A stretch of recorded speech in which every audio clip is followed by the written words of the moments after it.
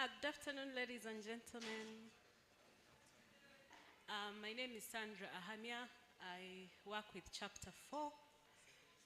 I was last in this auditorium 8 years ago. Yeah?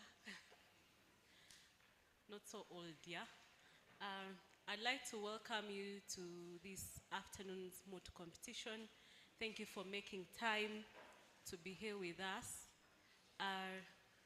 Before we start off, we're going to sing the Ugandan anthem and the Makere anthem. The last time I was here, that was the procedure. So I'll invite one of the students to lead us in both the Ugandan anthem and the Makere anthem. Any volunteers? Akampura, would you like to? Because you're both a lead within the university. So would you do us the honors, please? Thank you. The president.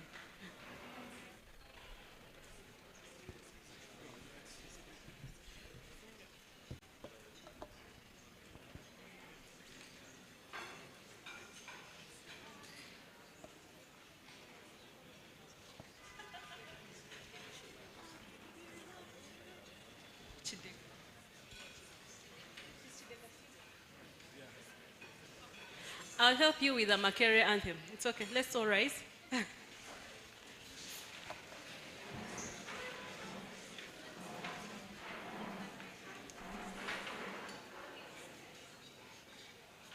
So start with the Ugandan anthem, and we'll do one stanza and then one stanza of the Makere anthem.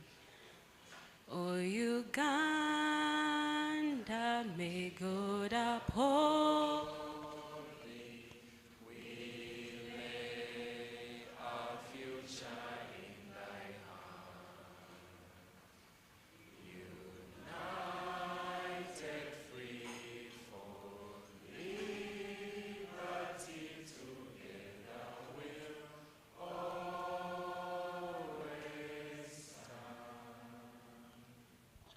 Makerere, makerere. We live for the future, the great Makere, great, great and mighty, the walls that surround thee. Great, great and mighty, the walls beside thee. Okay. It's all right. Thank you. You can have your seats.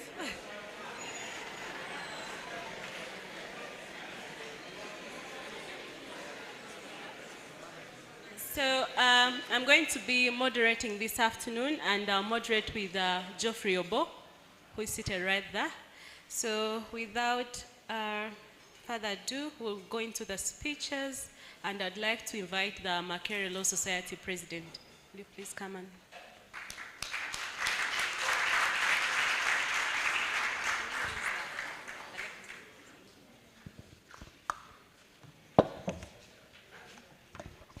Good afternoon, everyone. Yes, as introduced, my name is Annie Adikin, and I'm the president-elect of the Makere University School of Law.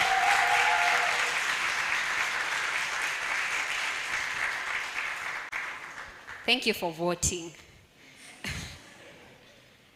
Yes, so I think we need to get right into the event.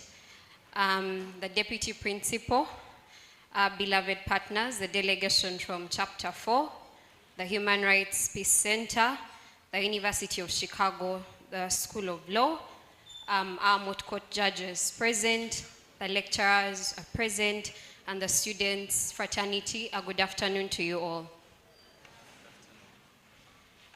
We are here because the theme for today is advancing equality in transferability of rights under the NSSF Act of 1985, and this poses very serious legal consequences. And what the Mootas are going to deliberate on today is Section 24 of the NSSF Act, and you'll see, we're going to see the products or the prodigies of the Makere Moot Society. I'm a Moota myself, so we are very proud to have them there. I don't know if Madame Prima Birunji Elizabeth can just wave to the students community. Is she here? Okay. Okay, she's still busy.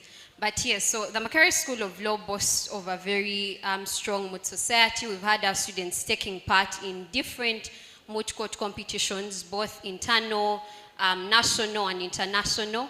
I had the honor of representing the university last year in the largest commercial arbitration moot, the William C.V.'s International Commercial Arbitration Moot in Vienna, Austria, and we try to bring these opportunities closer to the students. So today we are waiting. We are waiting on the mooters. We hope you're going to give us a show that we shall live to remember.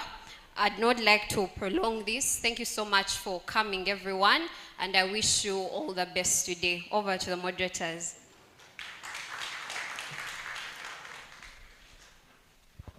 Thank you, Madam President.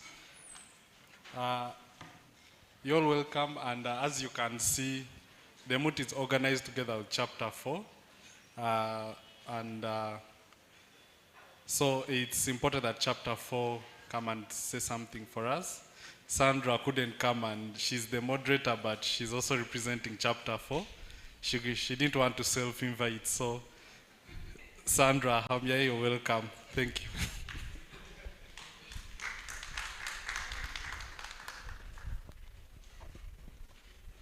What manner of dictatorship would that be for me to invite myself to the podium? It would be very sad.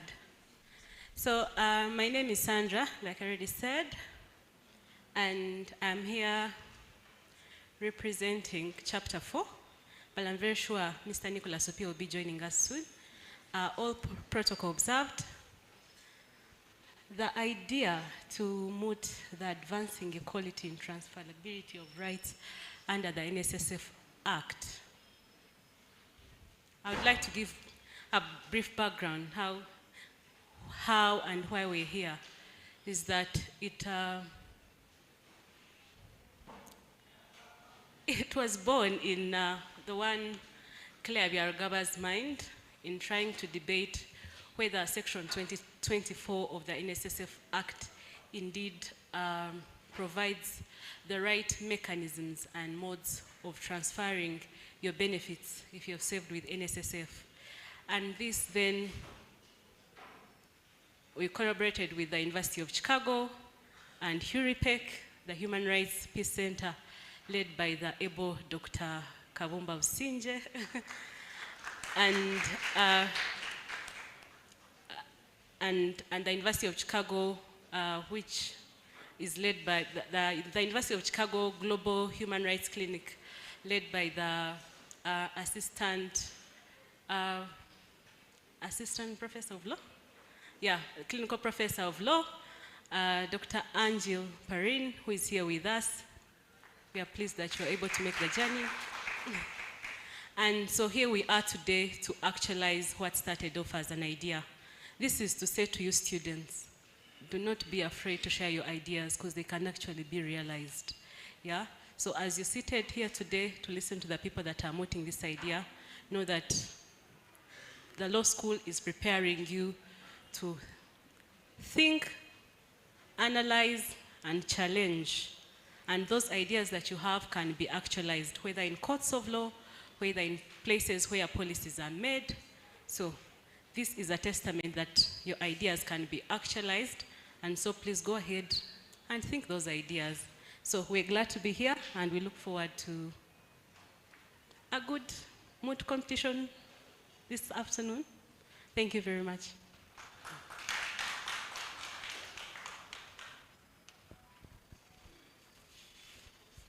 Back to me. So, yeah, I'm going to take this opportunity to invite Dr. Angel, Professor Angel Parin, to give her remarks as part of the collaborators. Thank you.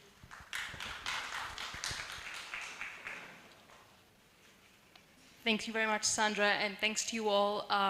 My name is Anjali Parin. I'm the director of the Global Human Rights Clinic at the University of Chicago and a professor of law. I'd like to first thank Dr. Kabumba and the HURIPEC team from the University of Makerere for hosting us today and for being our thought partner in this moot court competition, as well as, of course, the inimitable Chapter 4 team who have been thinking about these issues, trying to examine the questions of equality and transferability with respect to the NSSF Act, and of course are engaged in litigation around justice issues on a range of issues in Uganda. I'd like to thank the Makerere Moot Society, who have really developed a global reputation for being one of the strongest moot court programs in the world. For many years, I was at the University of Columbia before coming here to the University of Chicago, and have participated in and judged moot court competitions around the world. And I know that when you see the name Makerere University, you know that it's a serious contribution, and so that's testament to the years and years of excellent work and training and advocacy on behalf of the Moot Court Societies is conducting on behalf of you all. I'd like to thank the panel of esteemed judges today who are leading experts in this field and will be able to provide enormously useful guidance for us all. And of course, finally, all of the mooters for your time, your energy, your patience, and the tremendous amount of work and creativity that's gone to all of this. This is the first of its kind moot court competition between really bringing together a broad partnership of a university in the US together with a university here in Uganda and Chapter 4. We hope that it's just the beginning and that there will be more opportunities for academic exchange, opportunities to learn from each other and to develop transnational partnerships, as well as comparative law knowledge across. We see this as very much the launch of a deep partnership. And so I'm grateful to you all for coming, for your tremendous support for this, as well as your interest. I hope that we will have many more opportunities to continue to engage. And of course, to all of the mooters, thank you very much for all of your work so far, and best of luck.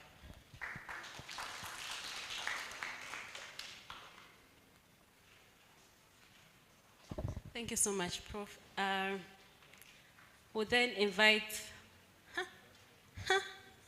the able Dr. Kabumba Usinje to give us a few remarks. Thank you very much, the very able Sandra Hamia. Good afternoon, everyone. Welcome to HURIPEC, welcome School of Law. I think I've broken protocol. The welcome School of Law should be given by someone above me. So I unwelcome you. The proper welcome will be delivered later. I think we're really excited by today's moot for a number of reasons. As Prof. Anjali Parin has said, it's the first of its kind here at the School of Law, definitely. And we celebrate it, and we, as Prof. Parin has said, we look forward to such collaborations. I'd like to begin by thanking Chapter 4. Who else? Yes, Sandra, Claire, Nicholas, Anthony, Joel, Ms. Ogwal, her first name is Sweetie, Ms. Ogwal, and the whole team from Chapter 4, really, for the incredible support that has made this day possible. Without that support, we wouldn't be here today. And we're deeply grateful to that, for that, and we look forward. Now I'm begging, we look forward to such collaborations in the future. I would also like to thank, from the bottom of our hearts, Prof. Anjali Parin and the University of Chicago Law School Global Human Rights Clinic. They have been incredible partners in this journey, and both herself and the colleagues from there, I think, have put in so much work into making this happen, and we are grateful for that partnership, and as Prof has said, we hope that's just the start of a very long collaboration going forward. The Makerere Moot Society, where is Prima, the president? Prima Birungi, I know she's jumping up and down. Prima and her team have been incredible in this process. It has allowed It has allowed me really to just sit back, check in once in a while and say, how are things going? And you know, things are going well. It's a testament, as Prof. Parin has said, to the strength, not just of the Makerere Moot Society, but the Makerere Law Society, and by extension, the Makerere School of Law. So I think it's credit to herself and her team, but also credit to the school. Oh yes, yes. The Mooters from both sides, the applicants, the respondents, the team behind the scenes who did the research, all of you for the incredible work that you have done so far, regardless of what happens. Really, the idea behind today is that it's a friendly match. It's yeah, they are this side and this side, but really the spirit is, as Prof. Parrott said earlier, it's a way of working through the issues together. So it's really that, a friendly match through which the legal issues will be discussed and areas of gray ascertained and possibly even potential solutions found. I'd like also to thank the panel of judges, each and every one of them. I'll start from the farthest end and work my way to this side. Madam Mary Auma Dingmoy, she's an alum of the School of Law, and she's currently a doctoral fellow here at the Human Rights and Peace Center. Thank you very much, Mary. Madam Joan Sewali is the Manager Regulatory Compliance at the National Social Security Fund, and it's self-explanatory. We're going to be debating Section 24 of the NSSF Act. Who better to join us than one of the persons charged with monitoring the implementation of this act. We're deeply grateful to have you with us, Madam Joan. Counsel Ivan Ngoru, you all know him. He has taught you, he marks your papers, and if you don't clap, you'll get very bad grades. The same applies to Dr. Diana Humuza, who is actually the head also of the Clinical Legal Aid program here. And last, but by no means least, Madam Rachel Chigozi, who is also a staff here at the School of Law, and again, who marks you, teaches you, and again, if you don't clap very strongly. But really, and of course, the Makerere Law Society, both the outgoing president, John Mary Kaira, and the president-elect, Adikin, and we're grateful for the partnership we've had with you, John Mary, and we look forward also to working with you, Adikin. Thank you so much for that collaboration. I think really it's now for me to leave it here and invite, I was asked, I think, to invite my boss, my immediate predecessor as director of the Human Rights and Peace Center, but our collective leader here, Dr. Zahara Nampeo, who is the Deputy Principal School of Law, to officially open the Moot and also to welcome us here. Dr. Zahara, welcome. Thank you very much, Dr. Kabumba, for those warm remarks. Colleagues, you're free to welcome me properly.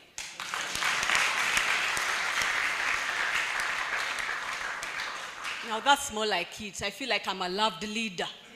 Yeah? You know, sometimes leaders are not loved, but we are on your side. Director HURIPEC, Dr. Businje Kabumba, and other members of the faculty of the School of Law, Makerere University, including our judges,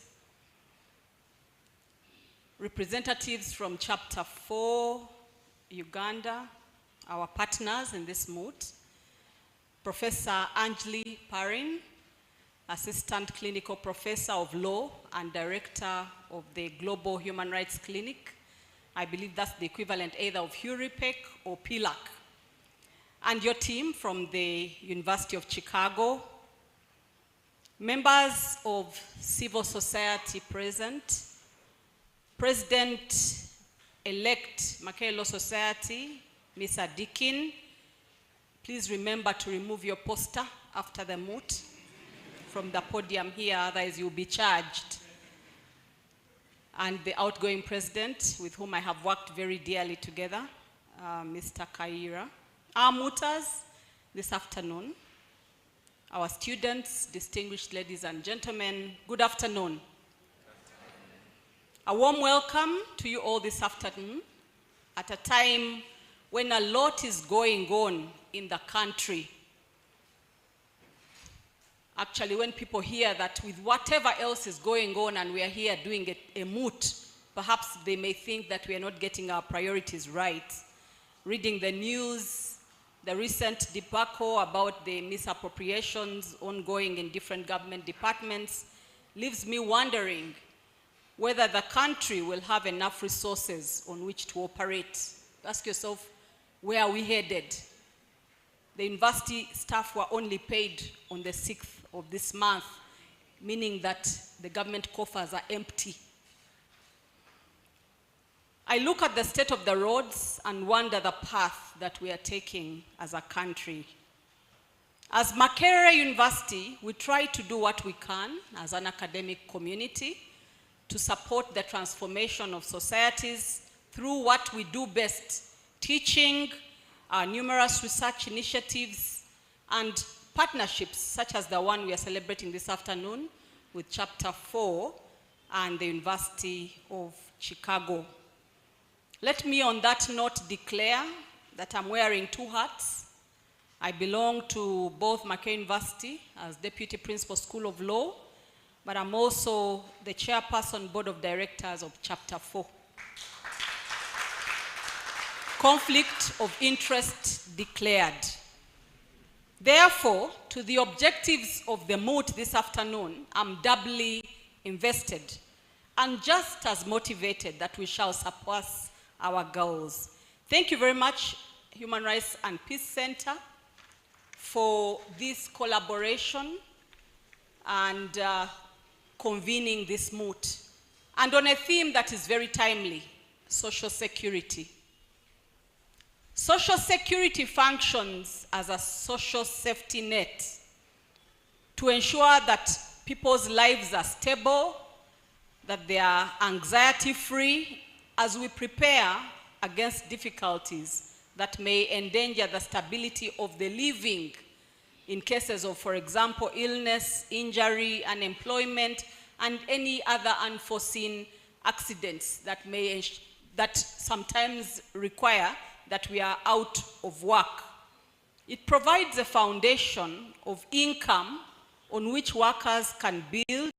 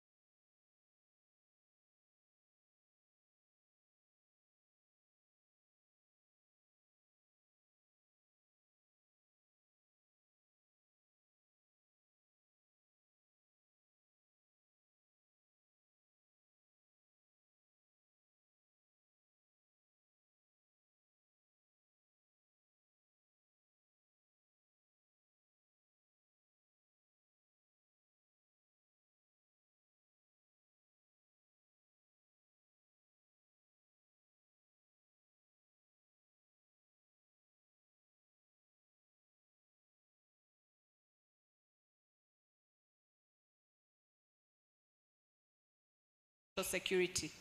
And therefore, this conversation could not be more timely, especially now in Uganda when the number of vulnerable persons in the country is growing. The capacity of vulnerable persons and their families to meet the basic needs, to build resilience, to improve life chances is narrowing. A 2023 World Bank report on poverty gave some dire statistics. It stated that the country is making little progress in poverty reduction. According to that report, about 30% of Ugandans are poor. I believe that the number is bigger. And that the increasing economic shocks being experienced at household level have disproportionately affected Uganda's population. It also noted that there is a limited amount of social assistance available in Uganda, and yet our households have a low resilience level. It therefore called for the expansion of safety nets for people in Uganda. Now, when we're talking about safety nets, this places social security in a critical position because of the potential to mitigate economic shocks to members of the population, to lessen our vulnerability as Ugandans. Of course, we know a large majority of people in Uganda are not privy to these traditional social security mechanisms, as we know, the NSSF, because we are in the informal sector. Most people are in the informal and not the formal sector. But that does not mean that those who are entitled to social security in the formal shouldn't have their benefits adequately protected and passed on to their beneficiaries, as we are going to be discussing this afternoon in Article 24. Every Ugandan needs guarantee for some form of social protection across their life cycle, and this should be adequately ensured within the law. Which brings me to this Moot, which is giving us an opportunity to examine the challenges of the current legal framework on social security in Uganda. Dear Mooters and students, this Moot is a platform for us to flag and discuss key issues within the social security framework. Please give the Moot. Safety and security don't just happen, they are the result of collective consensus and public investment. As academia, as Makerere University, we owe an obligation to invest in our own way on this issue, because we hold a privileged position through our capacity to conduct research, to contribute to the progression of knowledge. Through this Moot, we are contributing to knowledge, to jurisprudence on this issue. Therefore, as Makerere University, and remember our strategic focus is to be a research-intense institution to provide the relevant empirical data to guide the country's policy and development agenda.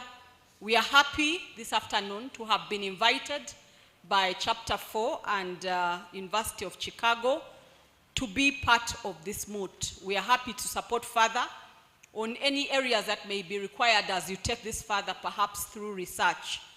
Thank you once again to HURIPEC and Chapter 4 for spearheading this trailblazing issue. Thank you, Director HURIPEC. I think you have surpassed me. I never used to serve lunches. Please clap for lunch, you people. HURIPEC, Gabude. Such interventions, such as the one we are having this afternoon, are what keep Makerere University ahead. Please be assured of the support of the School of Law as you take this forward, HURIPEC and Chapter 4. And I thank you all for coming and wish you a successful, enjoyable, and enlightening Moot as we build for the future. Thank you very much.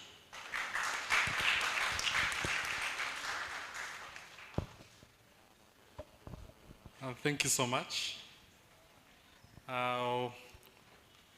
Without taking more time, I'm going to hand over to the clerk of the Republic of Zambunda. Yeah.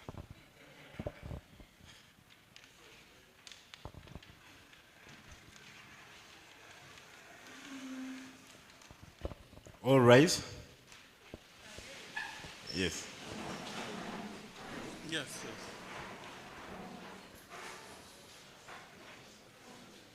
Okay, you can take your seats. The court is in session. The Constitutional Court of the Republic of Zamunda is in session. The case before the court today is Peter Thando and the Dembe Human Rights Organization versus the Attorney General.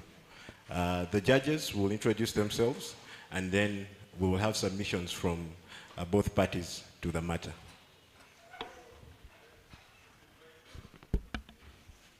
Thank you.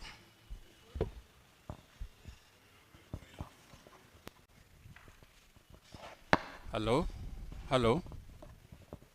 Hello? Thank you very much. Good afternoon, ladies and gentlemen. I will be the session chair this afternoon. My name is Ivan Engoro. My name is Diana Humuza. Rachel Chigozi.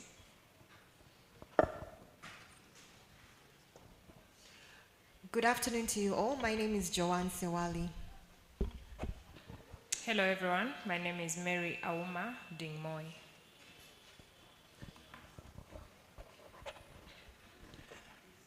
Can we have representation, please?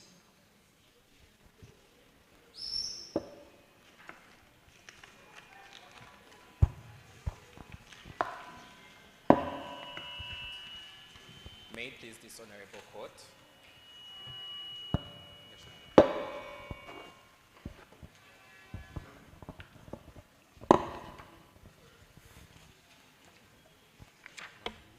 Hello? Hello? Hello?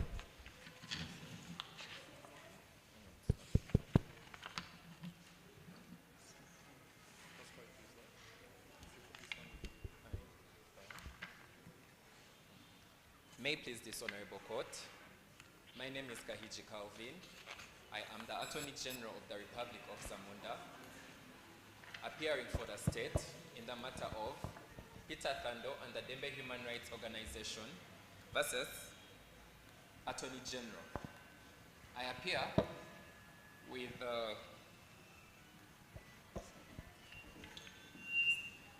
appear with co-counsel Mahad Chisuze Mugaya and co-counsel Can you say that again, the name?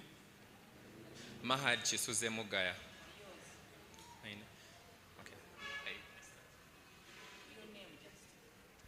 My name is Kahiji Calvin. Yes. The petitioners in this matter are represented by Counsel Cindy Karunga. Can you say the name again, please? Cindy Karunga.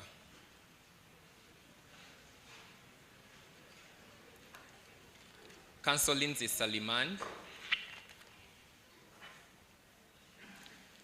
And Counsel Mikhaila Rostov. Mikhaila Rostov.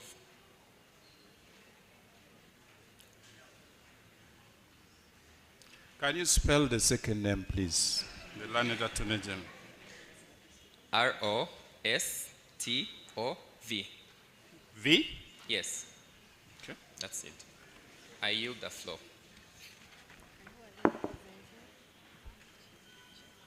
Are the parties in court? The parties are not in court, but are represented by counsel that I've just introduced. And the Attorney General is appearing in person. We've taken note of that, learned attorney general.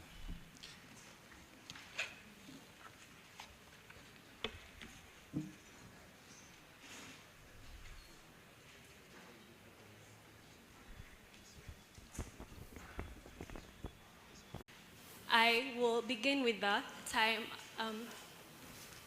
In terms of time allocation, I will use 15 minutes to address this honorable court on the question of jurisdiction and the right to freedom from discrimination on the basis of marital status. Following me. Why do you intend to speak to jurisdiction? You doubt our jurisdiction? Is it an issue? No, I will just reaffirm that this court Okay, has 15 minutes. Yes, go on. We gather here today in the halls of justice to address. How much time do you need in total? We shall use 40 minutes. 40 minutes. Yes. What will and happen? we shall reserve 5 minutes for rebuttal to address the opposing counsel's submissions. Yes, learned counsel, you say you are going to spend 15 minutes. What happens to the 25? Much obliged, my lord. My co-counsel, Lindsay Saliman, will then take the floor for 15 minutes and delve into the right to property. And following her, my co-counsel, Michaela, will then address this court on the right to freedom from discrimination on the basis of sex. With your permission, we shall now proceed. Learned Attorney General, how much time are you going to take? Much obliged, my Lord. We shall use 45 minutes in total. And I shall use 22 minutes. Co-counsel Mahad Chisuze Mugaya will use 12 minutes. And co-counsel Norbert Kasigazi will use 11 minutes.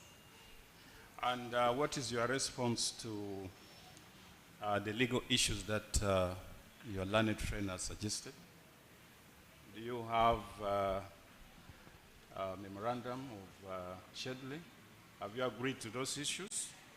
Learned Attorney General? Yes, my Lord, we have. We have agreed to two issues, two major issues. Firstly, whether the Constitutional Court of the Republic of Zamunda has the jurisdiction to hear and determine this matter. And secondly, whether Section 24 of the Social Security Law of the Republic of Zamunda is constitutional. I beg your pardon on the second issue?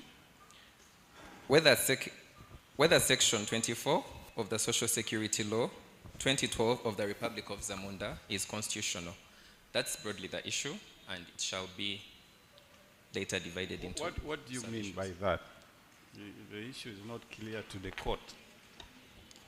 I don't know if my colleagues want to say something. Mine is different from both the teams.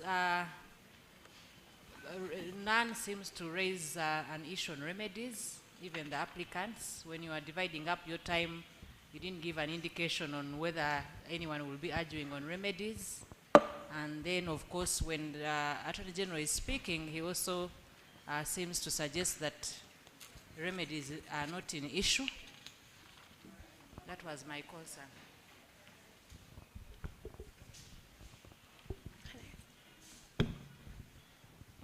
Thank you, Land Council, Attorney General.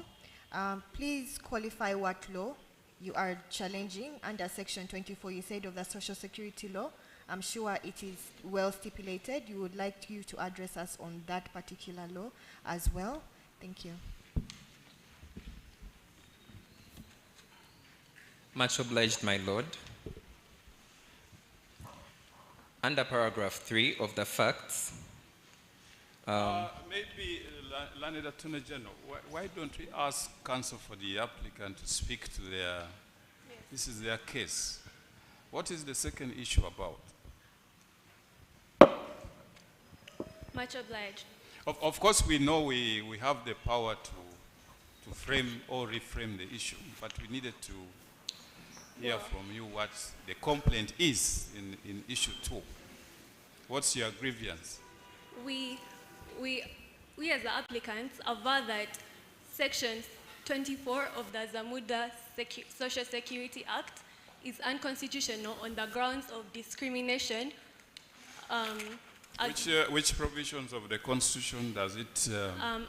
Under Article 21 of the Constitution, discrimination on grounds of the basis of marital status, and secondly, discrimination on the basis of gender, still under Article 21. And we further aver that it is in violation of the right to property under Article 26 of the Constitution. Mm-hmm. And what do you want from the court? Much obliged. I should have mentioned... You heard what my lord was yes. asking? Yes. She's wondering that you have a complaint, but yes. you are not telling us what you want. I should have mentioned, on top of addressing the right to freedom from discrimination on the basis of sex, my co-counsel Michaela will also address this court on the relief sought, which she will elaborate on, but in short, we would like this court to hold that Section 24 of the Social Security Act is unconstitutional on the grounds mentioned above. Thank you very much. So just for clarity, the issues as captured by the court are as follows. Yeah. One, whether this court has jurisdiction to entertain this petition. Number two, whether Section 24 of the NSSF Act as amended, we want to believe, contravenes Article 21 and Article 26 of the Constitution. Correct. And finally, what remedies are available. So, Learned Counsel, you'll have the 40 minutes and structured in the order in which you have proposed. The Learned Attorney General, you'll have 45 minutes to respond. And if any issue arises from the Attorney General's address, we will give you 15 minutes to reply. Thank Is that okay? Yes. Five. Five. Oh, yes. Okay. We gather here today in this honorable court to address a matter of utmost importance, the constitutionality of Section 24 of the Zamuda Social Security Act as amended, of 1985 as amended. The Social Security Act, enacted with the noble intention to provide social security to all its members and their dependents, unfortunately, has resulted into the exclusion and discrimination of certain individuals. The plaintiffs in this case, comprising different individuals from various walks of life, have come forward with compelling narratives. Are you still plaintiffs? Yes, this is just my opening statement. Yes, but are you plaintiffs? Are we in the Constitutional Court or which court are we? Much obliged. We are actually petitioners. You are petitioners. Applicants, yes. So the different applicants, their narratives underscore the pressing need for judicial intervention. So our case today seeks to address the injustice and to ensure social security is fulfilled without any discrimination or prejudice. I will now address this court on the question of jurisdiction. As the applicants, we aver that the Constitutional Court has jurisdiction to entertain this petition.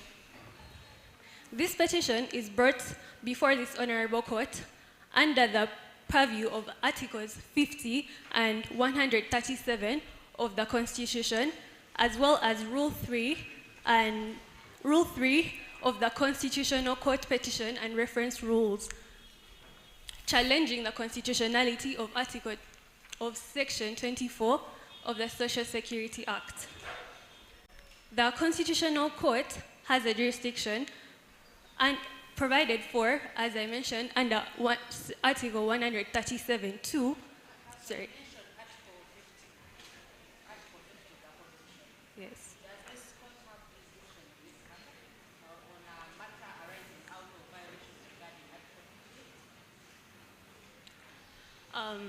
Much obliged.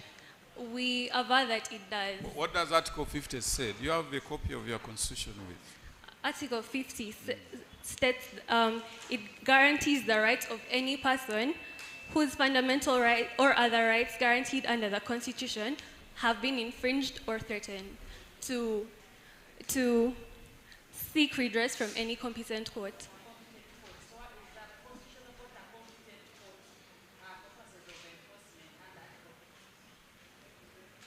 We aver that if Section 24 is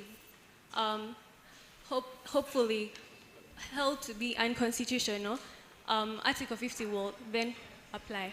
Are you aware of the decision of this court in Serugo Ismail and Yes. Attorney General? Yes. What does it say about Article 50? In that case, the court emphasized that a petition must demonstrate on its face the need for interpretation of constitutional provisions, and we aver that this case does. So are you before us for interpretation or enforcement?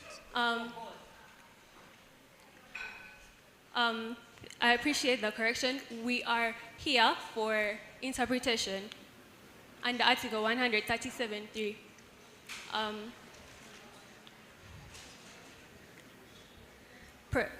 If I may proceed, the respondent, Article 137.3 states that the court, it grants the court the authority to determine the conformity of any law, to determine whether it is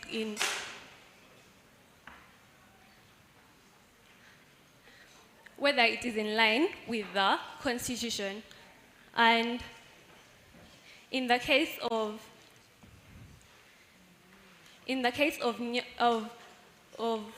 Nyuma Yachuma versus Uganda Land Constitution, the Constitutional Court held that a petitioner must demonstrate that the allegations made give rise to the interpretation of the court and seek declarations in support of these allegations.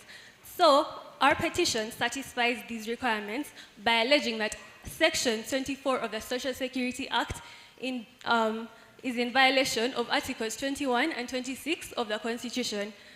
In light of these arguments, we respectfully argue that this court has jurisdiction to entertain this petition.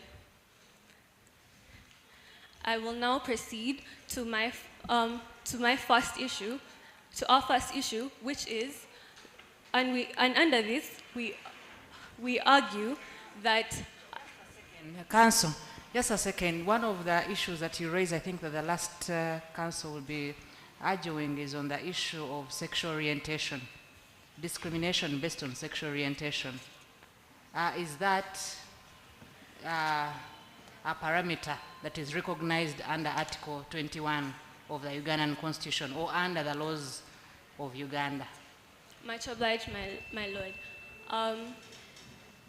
We will argue that everybody in this country has a right to property guaranteed under Article 26, and that includes a right to dispose of property, and that is regardless of marital status or sexual orientation. And in this case, the couple is unmarried, and that's the basis on which they are denied the right to dispose of their property. And so we will mainly base our argument on the right to property as opposed to sexual orientation. Council, thank you so much for that submission. Right on the issue of property, which property are you referring to? Clarify on that issue. We aver that the funds under the NSSF, under the Zamuda Social Security Fund are property. However, my co-counsel, Lindsay, is going to further elaborate and dig deep into demonstrating to this court that, first of all, it is indeed property, and that Article 24 violates this right by infringing on... Article or section? Is it article? Section 24. Section 24 of the Act. My apologies, and thank you. But, however... Before you proceed, I also wanted to seek a bit of clarification from you as to whether the third plaintiff would also be covered under whether this court has jurisdiction to hear this case as far as concerns the third plaintiff. The third plaintiff is Agnes Kitha in a polygamous marriage. Could you repeat your question, please? Yes. So it appears here that the property has already been claimed. So where exactly in your argument do we see? Well, our argument is premised on the fact that such a deprivation of her property is proof that the law, that Section 24 is indeed unconstitutional and discriminatory in its nature, because it's the reason why the property was given to somebody else instead of her. The person to whom the property was given is also his. Okay, thank you. Before you move, Council, please address us on the issues of who is entitled to this property, who are the beneficiaries. Kindly address us on that before we move forward. Much obliged. Under Section 24 of the Act, only dependent relatives are entitled, and it goes on to define dependent relatives as spouses, brothers, sisters, and grandparents. It is basically blood relatives. So our contention here is that limiting the category of persons who are able to benefit under the Act to only blood relatives is a violation. This is because, first of all, the Act fails to take into account that not all persons who are financially dependent on members of the fund are related by blood. Counsel, Yes. sorry, before you proceed, are you saying that this court, as constituted today, should be discussing issues of fraud?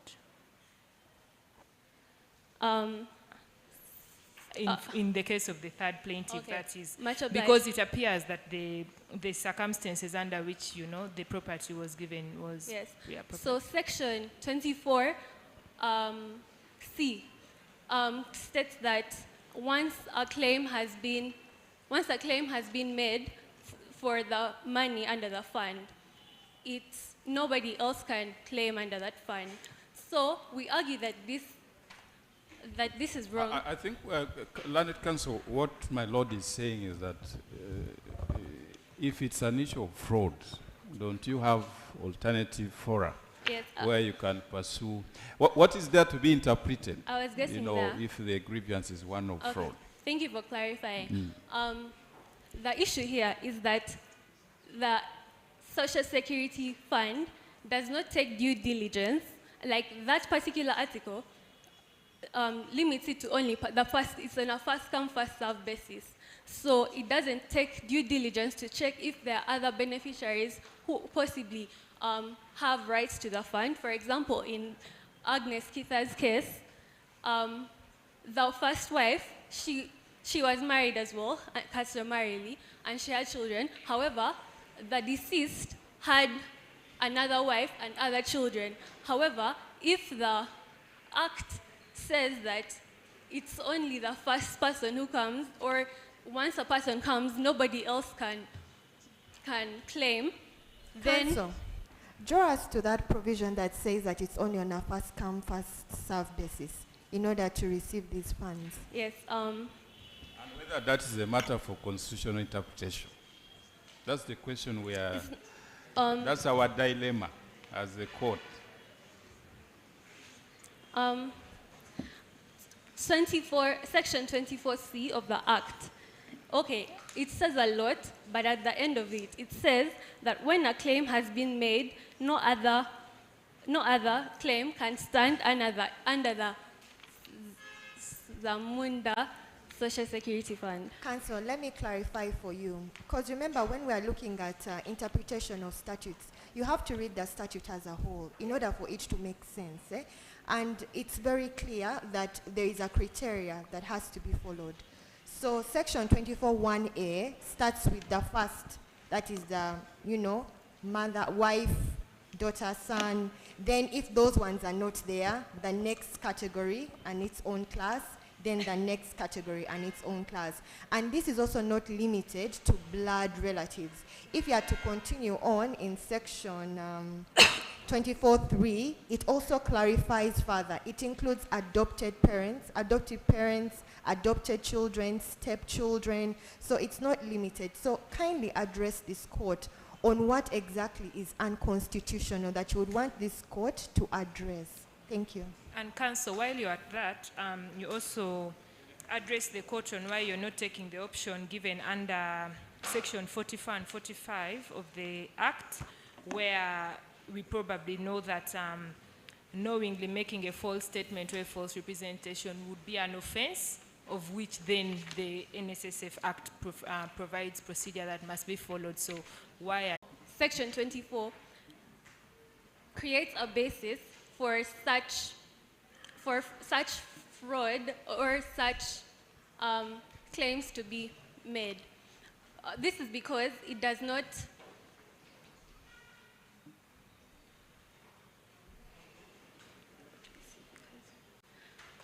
I don't understand that. Thank you.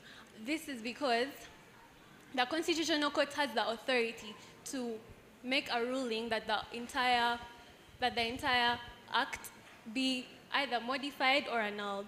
And so other courts do not have that mandate. And that's the reason why we came here. Second issue.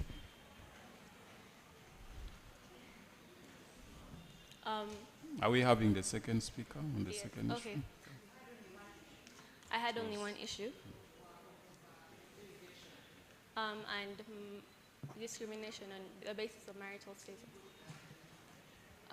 Pardon? I go to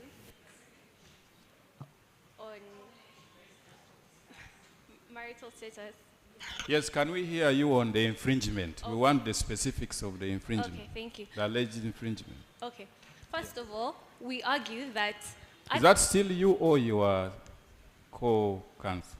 if I may get this correct, do you want me to proceed on the I thought we were on the second issue, now on the infringements. You were speaking to us on jurisdiction. Oh, okay, yeah. Thank you. So are you still the one Oh, speaking to us yes, on second yes, issue? I am. I just got confused because some of the issues, some of the Were questions cross-cutting. Yes. Okay. So, under the first issue, we argue that Article 24 is unconstitutional because it discriminates against on the basis of marital status, which is in contravention of Article 21 of the Constitution. First of all, we will argue that the Constitution protects against discrimination on the basis of marital status, and then we'll argue that Article 24 violates violates the right to Article section 24. section. Section 24. Much obliged and thank you. That section 24 is that section 24 violates the right to freedom from discrimination, and then we'll also argue that the current social security scheme fails to adequately protect the right to freedom of religion, culture, of persons in polygamous marriages. So, on my first... Counsel, help us identify which clients of yours are in a polygamous marriage and the different types of marriages that are there. I see you have 6 people that are attached to you. Kindly elaborate on that since they are all not in court to represent themselves. Thank you. For the polygamous marriage, we have one petitioner, which is Agnes Kitha, who is plaintiff 3 in the facts. And then we have one marriage, which is customary.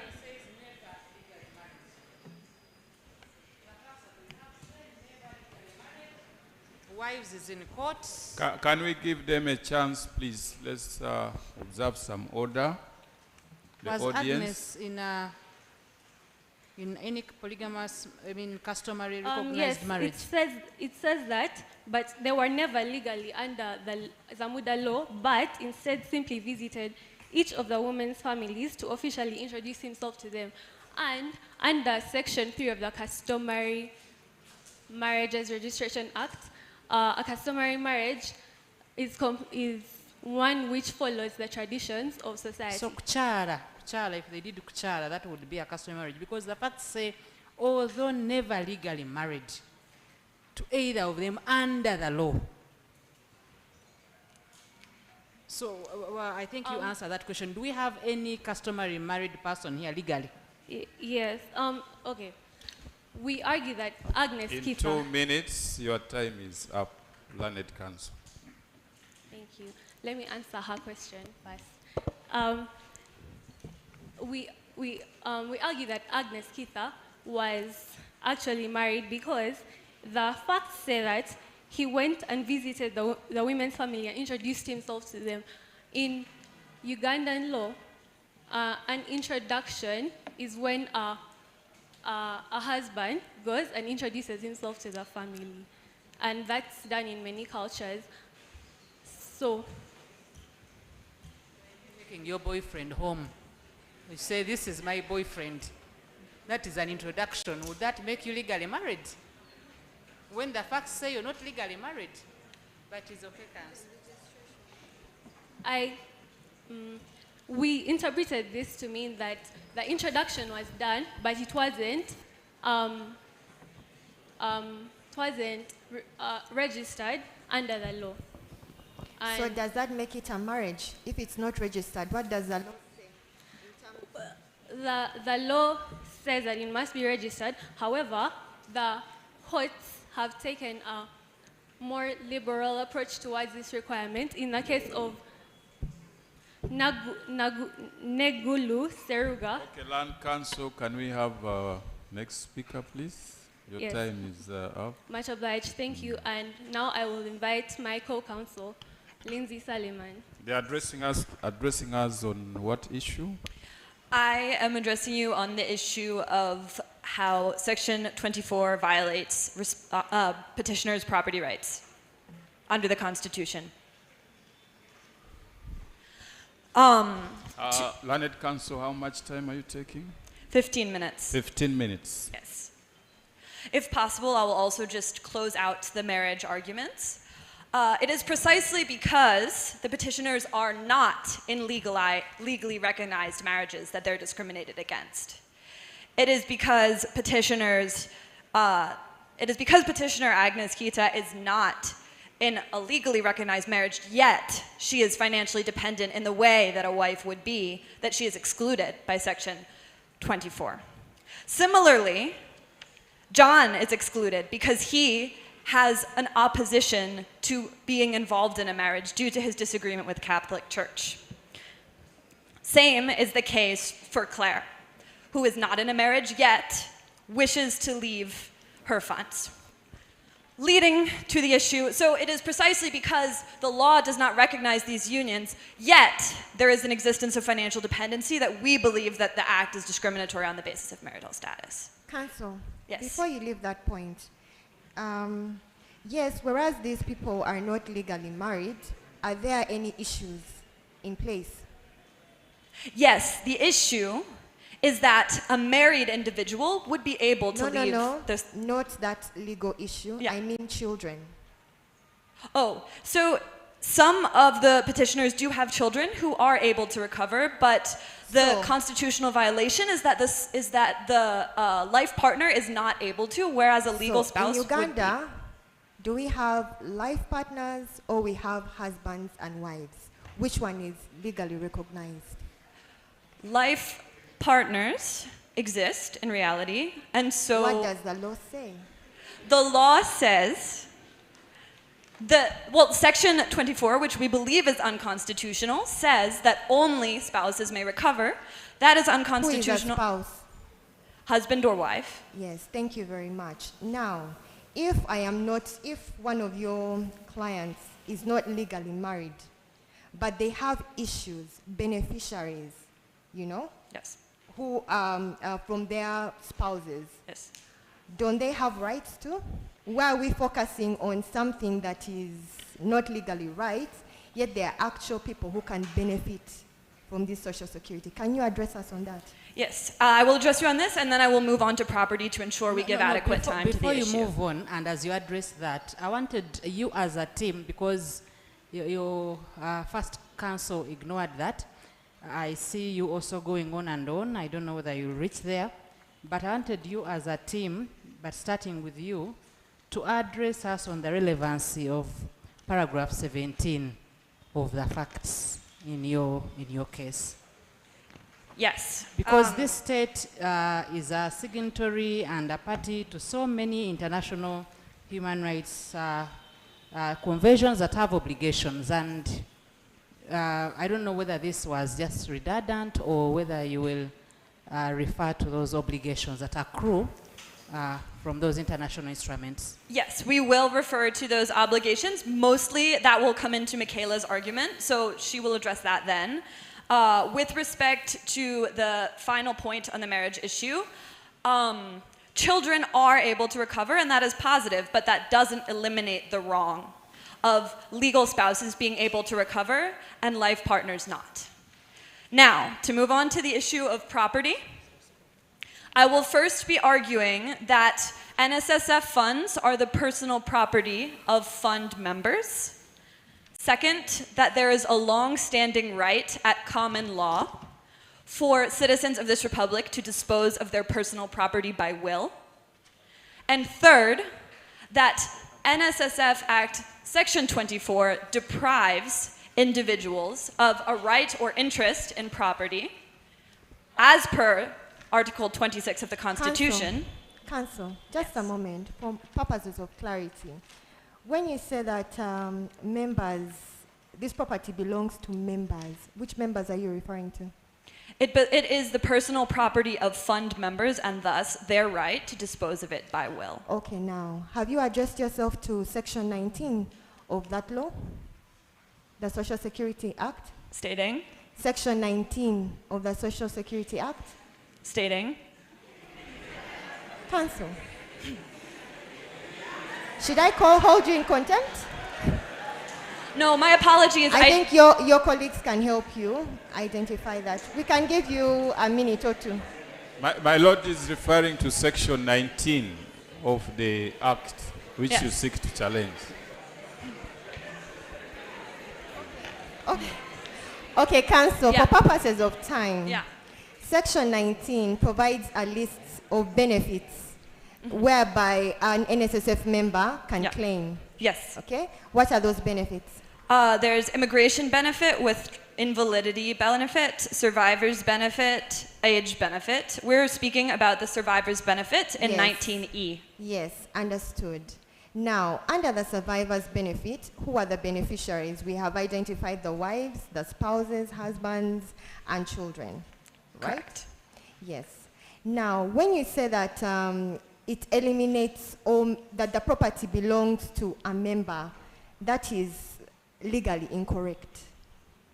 Who owns the fund? Have you addressed your minds to who the ownership So- of the fund belongs to? In NSSF v. Macquarie Guest House, the High Court of Uganda at Kampala held that NSSF funds are the personal property of fund members. It is on that authority. At what point? At what point do you Once become the member? funds are paid into the member's account. Thank you. Once they are paid, meaning at the point in time before they reach Section 19, they are still the property of? No, it is my understanding, my lord, that once they are deposited into the fund by the employer and as a contribution from salary, they are thus, from that point onwards, the personal property of fund members held in trust for the benefit of the fund members. Exactly. They are held in trust, so they are not the property of the fund member. They only become the property of the fund member when the member reaches those particular, benefit times. For example, if I reach the age of 50, that is when I shall be entitled to that money. But for as long as I am not within that age, I am not entitled to that money. So your analysis to state that this is the personal property of an individual is incorrect until they have reached that point, or maybe if they are deceased, that their beneficiaries can actually benefit from it. At the end of the day, this is the property of the government of Uganda, as it fully holds all that money in trust for those workers. I just needed you to clarify. So, on my that lord, bit. respectfully, our interpretation of the Act is that they are the personal property of the fund members. It is in accordance with NSSF v. Macquarie University Guest House. However, in the alternative... Which is okay, Yes. and you're entitled to your opinion, but the law is very clear. You can address yourself to the Public Divestiture Registrations Act. that is very clear on who owns NSSF and the facts therein. Remember, at the end of the day, even if these funds are deducted from an individual's salary, they are deducted on behalf by the employer. So let's not lose that, let's not take it solely individually. So in the alternative that this court finds that the funds belong to the government, we still believe that the NSSF owes a fiduciary duty to members. In NSSF v. Uganda Revenue Authority, the court held that the fund owes a debt obligation to fund members and therefore must revert funds to the members. And we believe that a part of this fiduciary duty is to guarantee their Commonwealth right to dispose of their property by will. So even in the alternative that this court finds, contrary to our interpretation of the Act, that the fund are not property of fund members, we still believe that they should retain their right to dispose of property by will. We'll just speak a bit to how this is a deprivation of a right or interest in property as per Article 26 of the Constitution.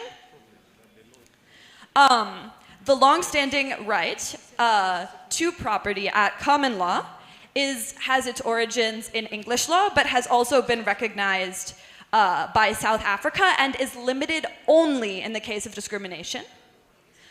Furthermore, in Kakungulu versus Kakuza, the court held that customary law does not apply when it comes to the law of succession, which means the common law applies, which means testamentary freedom should be respected as it is in peer common law jurisdictions. Counsel, when do we apply common law principles? When do we apply statute? What is the hierarchy of the laws? Because yes, whereas it's persuasive to apply common law and case law, there is a law that is specific on how particular things are supposed to be done. Why are you taking us to common law principles? Absolutely, I agree. And in this hierarchy, at the top is the Constitution, which is why we are bringing Article 26 into the picture. I would also like to bring, speaking of statutory authority, which supersedes common law, Succession Act 36(1). In relation to the facts, whose right to property is being infringed here? The fund members. Which fund members? You have 6 clients? Yes. So which fund member here is being deprived of their property? Did they apply and they We believe that all plaintiffs, we believe that the fund members in all cases were deprived of their right to dispose of their property by will, which is a right in or interest over property under Article 26 of the Constitution. Have you presented a will?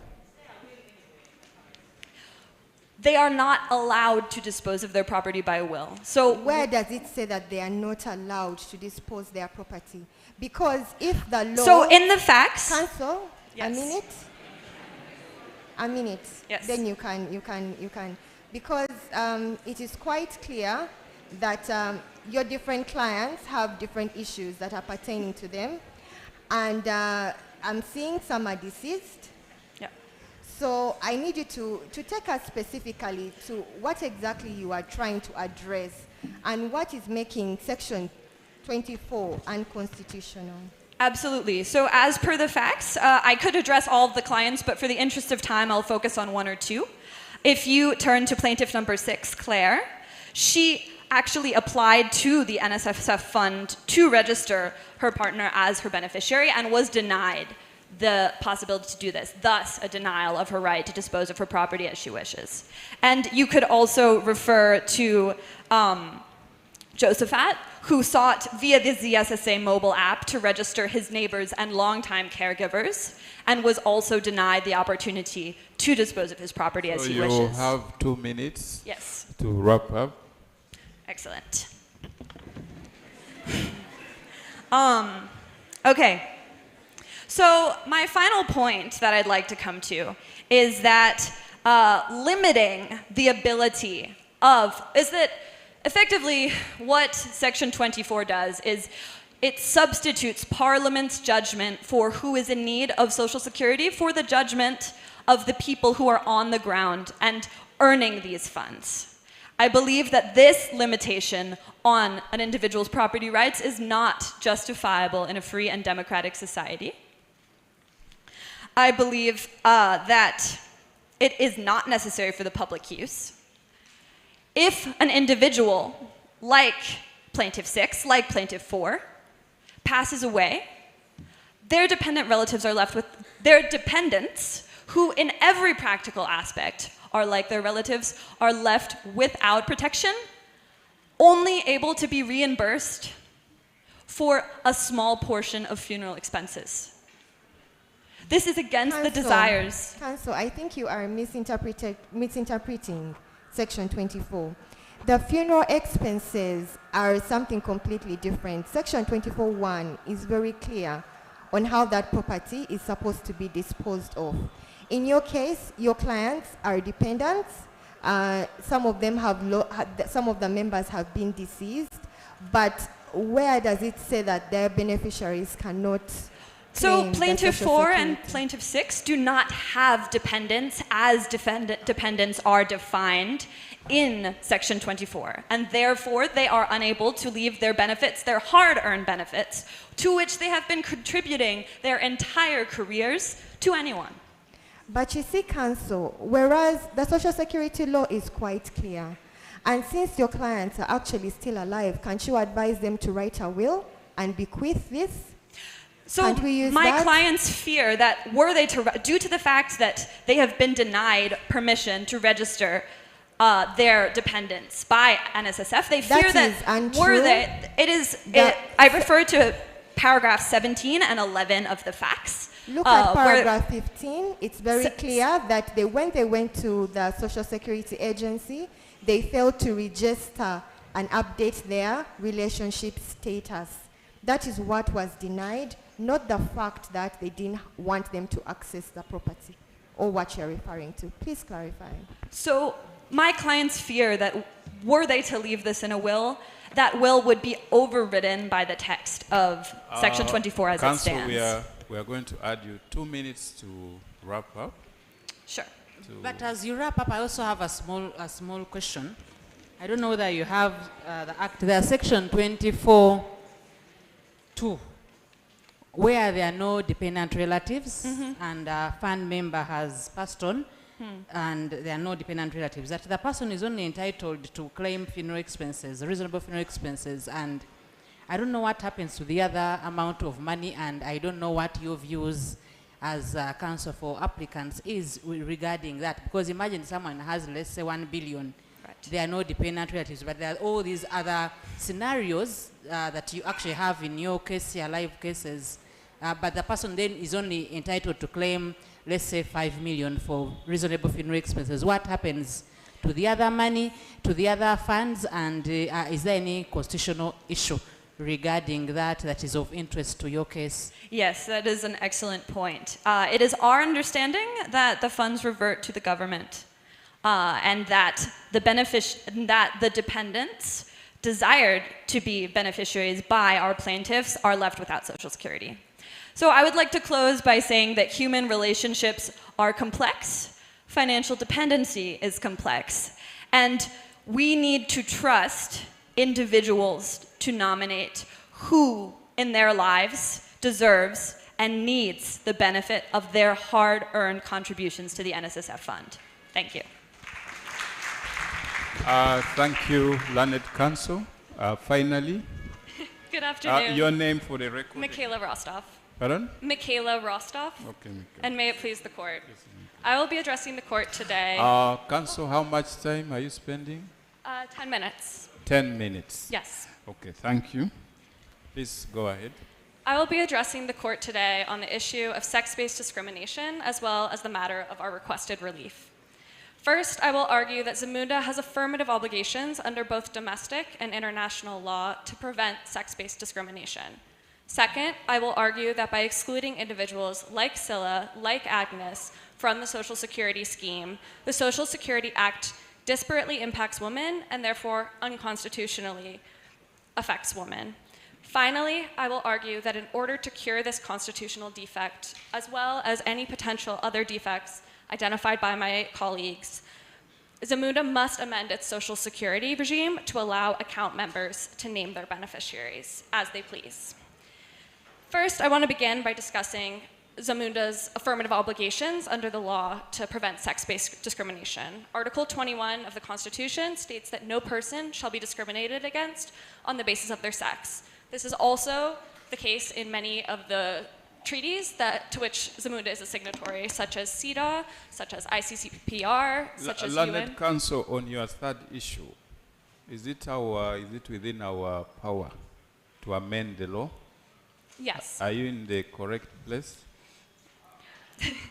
I would have to ask my colleague for more information on that, but I believe the law could be voided, and then we could potentially remand to Congress, to Parliament, to make amendments to the law in order to add other potential beneficiaries. That is something that other countries have done, such as South Africa. They have ordered that the Parliament amend the law to allow for other beneficiaries to recover. So in addition to these international treaties and domestic law that states that there must not be discrimination on the basis of sex, within the Constitution in Article 33, as well as these international treaties, there are affirmative obligations on the part of all signatories to actively impose affirmative action programs to redress historical imbalances. These obligations would therefore require Zamunda in this case to amend the law or void the law in order to allow for the correction of these constitutional issues. I want to begin by discussing how the Act unconstitutionally discriminates against women. While it is not a facially discriminatory law, there can be laws that are facially neutral but yet have a disparate impact on women, and this is one of those laws. As we can see from Agnes, as we can see from Scylla, there are women that are disproportionately excluded from this regime. As we heard earlier, women in Zamunda are more likely to be concentrated in informal sectors. They earn less on average. They are less likely to be account members, and therefore they are far more vulnerable and far more dependent on account fund members. In this respect, by preventing certain relationships, including men from leaving it to their mistresses, to their spouses who aren't legally registered, but in all effects serve as their spouses, it's leaving these women extremely vulnerable in a state that we don't wish anyone to be in, and that would violate both Zamunda's constitutional obligations and their international obligations to prevent gender-based discrimination. Because of this, we believe that the law should be amended. This would both fulfill Zamunda's affirmative obligation to redress historical imbalances, and it would also help with the property issue as well as any discrimination on the basis of marital status. In this way, it would allow beneficiaries to be able to name their own dependents and recognize the complexity and the variation within their own personal relationships and best attribute their funds to those who will need it after they're gone. Counsel, point of clarification. Are you saying that Social Security is governed by succession? Is governed by succession? Yes. No, it's governed by the Act. So why are we talking about someone putting it in a will saying that, that someone else will be entitled to the property as they choose? If we're saying that it's governed by the Act. Yes, much obliged. My understanding is that the Social Security Act was passed for the effect of allowing people to leave their funds and their hard-earned cash to their dependents and to their relatives in order to ensure greater social protection. That was the understanding of the legislative history that led Zamunda to pass this act. And so by limiting it only to relatives who are dependents, you're therefore unable to provide that level of social security that the act purports to provide. So there are two things. You're either a relative or you can also be a dependent. Is that what you're trying to say? Yes. So which other people, if not a relative and if not a dependent, which other people are you referring to? I think many of our petitioners fall into this category. We have the case of Scylla, who is the mistress, and she has been financially dependent on this man, but will not be able to receive those benefits. Does she have children? She does. What does the law say in regards to those children? Can they benefit through her, especially if they are minors? Can't they benefit? Her child will benefit, but she will not. Why won't she benefit? Because the funds are for her child, not for her in her own right. In her right as who? As a woman who is not legally married to her partner. But the law is very clear in terms of marriage. Yes, it is very clear. Okay, Council, proceed. I have a small question. So is it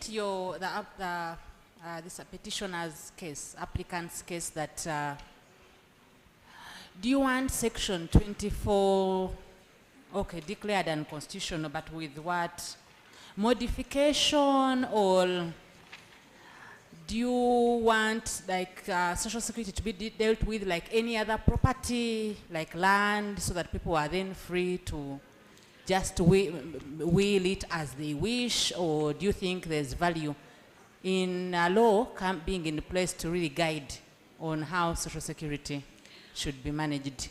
Yes, I think there are benefits of having the default rules included in the Act, and we don't question whether those rules should continue in the absence of a fund member being able to name a beneficiary.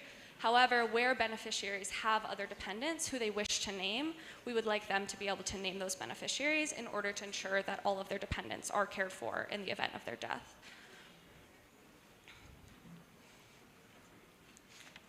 Yes, please proceed. I am reaching the end of my arguments, but if there are no further questions, I can reserve the rest of our time for rebuttals. How much time? Whatever remaining time, or if we've gone over, we're happy to stick with our 5 minutes. We'll give you 3 minutes. 3. Thank you so much.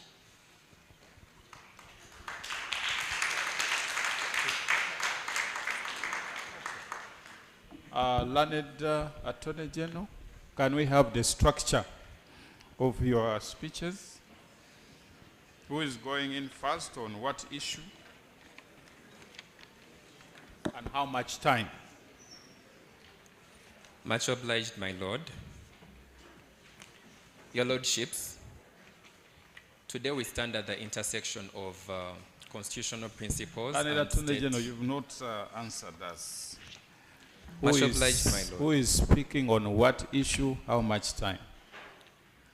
I shall use 22 minutes of this court's time to respond to the averments made by the petitioner regarding the court's jurisdiction, discrimination on marital status, and exclusion of non-blood relatives from survivor benefits. Co-counsel Mahad Chisuze Mugaya will use 12 minutes of this court's time. I thought they had titles. You have abandoned the titles? Much obliged, my My lord. record shows we have a Deputy Attorney General and assistant. Much obliged, my lord. The Assistant Deputy Attorney General shall use 12 minutes of this court's time. On what issue? Under the second issue, to respond to the contentions made by the applicant in respect of the rights of women and the rights of children. And the Deputy Attorney General, Norbert Kasigazi, shall use... But, Learned Attorney General, haven't you amended the Constitution? We are concerned because the law which is stated to apply to this petition is that of Uganda. We have been troubled to locate the title of Assistant Attorney General, which is a constitutional office, and we couldn't find. But that is for you to cross-check with the appointing authority. It is not for us to deal with it. So please, and the Deputy Attorney General? The Deputy Attorney General shall use 11 minutes of this How many court's minutes? time. 11. 11. To respond to the assertions made by the applicant. And the Assistant Attorney General? 12 minutes. 4 minutes. 12. 12. Yes, my lord. Does that add to 45 minutes? Yes, my it lord. does. The Deputy Attorney General will respond on what issue? On the assertions made by the applicant regarding sexual minorities, and he will also submit minorities. on the issue of the remedies. Please proceed. Thank you. Your lordships, today we stand at the intersection of constitutional principles and societal progress as we dissect the transferability of rights under the National Social Security Act. I shall submit on the first issue which is whether the Constitutional Court has jurisdiction to hear and determine this case. And the petitioners have contended that this court has jurisdiction to hear the matter. However, we assert that this court lacks the necessary jurisdiction to hear and determine this matter because the applicant raises claims of human rights violations which do not call for interpretation of the Constitution. The petitioner's first agent has contended that this petition is brought under Article 50 of the Constitution and Article 137 of the Constitution, which Article 50 that has been referred to is on the enforcement of human rights and does not grant jurisdiction to this court to hear and determine this matter. The petitioner's second agent contended that the fund members' rights to property have been violated. These are all claims on human rights violations which in no way fall within the jurisdiction of this court. Under Article 137, Clause 1 of the Constitution, the Constitutional Court is vested with jurisdiction to hear. Attorney General, if I got the petitioners correctly, they're saying that Section 24 of the NSSF Act is, it excludes a certain section of society. Isn't that for this court to deal with under Article 137? The petitioner alleges claims of human rights violations through 6 plaintiffs. No, they are saying that it offends Article 21 and 26. They are very specific. Doesn't that bring them to this court? In as much as they are specific, they do not show. And secondly, doesn't it give this court power to sever those aspects of the petition which are for human rights enforcement from those which are for constitutional interpretation? That's what we want to hear from you. Much obliged, my lord. In as much as the petitioners aver that Section 24 of the Social Security Act is unconstitutional, they do not show how the plaintiff's claims violate the cited provisions of the Constitution. Instead, they vehemently assert that the fund members' rights to property and rights to equality and non-discrimination have been violated, which are clear claims on human rights violations and are thus wrongly before this court. Counsel, isn't the issue of non-discrimination truly a constitutional one? I mean, are there no cases that have been brought before this court where we are challenging application of specific provisions of laws because they are applied in a discriminatory manner? Because it appeared to me that that was the case that the applicants made. So they did mention, they did refer to non-discrimination, and their claim is not that their right to equality has been violated, rather that Section 24, as it currently stands, actually results in discrimination, which is against the Constitution. the Constitution. So how would you respond to that? Much obliged, my lord. The respondent shall aver and contend that the limitation of survivor benefits to spouses and relatives under Section 24 of the Social Security Act is acceptable and demonstrably justifiable. Yes, my lord, and I had only gone to that issue to answer a question, and I shall now go back to the jurisdiction of the court. But my question hasn't been answered. It's on jurisdiction. This court has a jurisdiction to deal with matters of interpretation of the Constitution. Interpretation of the Constitution has sometimes could concern equality and non-discrimination, and whether certain provisions of the law as they stand contravene the Constitution. So that is the argument that they are putting across, that the provisions of Section 24 are actually in contravention of the Constitution insofar as they violate the provisions of Article 20 on equality and non-discrimination. So what is your response to that? And Learned Attorney General, you know you are the leader of the bar. Are you just answering what would be the appropriate phrase. You're just answering her. That's quite casual. You know, balance from the Attorney General, and you have appeared in person. So I think you're correct there. Thank you. So the expectations are high. Much obliged, my Lord. The petitioner's case on the constitutionality of Section 24 of the Act raises several claims that are on human rights violations. And to this end, they argue that the plaintiffs have been discriminated against, which is a violation of a human right to equality and non-discrimination, and as such, is supposed to be taken to the High Court under Section 4 of the Human Rights Enforcement Act. Attorney General, you're saying the same thing. You ask the question, you say the same thing, they ask you the same question, you answer the same way. I don't know where you are stuck to what you're reading there. But the question is that the applicant seem to have made a case that there are several instances where there's demonstration that the section in the Act violates Article 21 and 26 of the Constitution.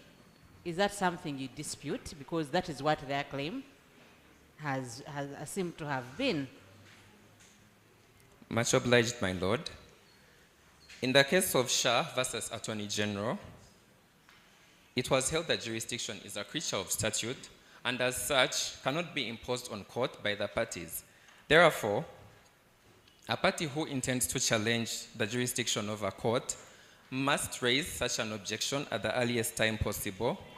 And in the case of Foundation for Human Rights Initiative versus Attorney General, Constitutional Petition number 53 of 2011, it was held that court must ascertain if any issue necessitates constitutional interpretation before exercising jurisdiction. Therefore, my Lord, I submit that the question on the jurisdiction of the court shall only be answered if the court has ascertained that there are issues that necessitate constitutional interpretation. Yeah, but what is your case? Yes, we know ultimately the court will decide. For you as respondent, what is your case? Is there jurisdiction or there is no jurisdiction? My case is that there is no jurisdiction because the petitioners do not raise questions that require constitutional interpretation, but merely raise claims of human rights violations. Did you listen to the remedies they seek? Did you listen to the remedies they seek? What is your response with regards to jurisdiction, but based on the remedies they are seeking from this court? What is your argument on that? The remedies sought by the petitioners do not reflect the petitioner's case as put forward, because whereas they raise claims for violations of human rights obligations, they seek remedies under the Constitutional Court.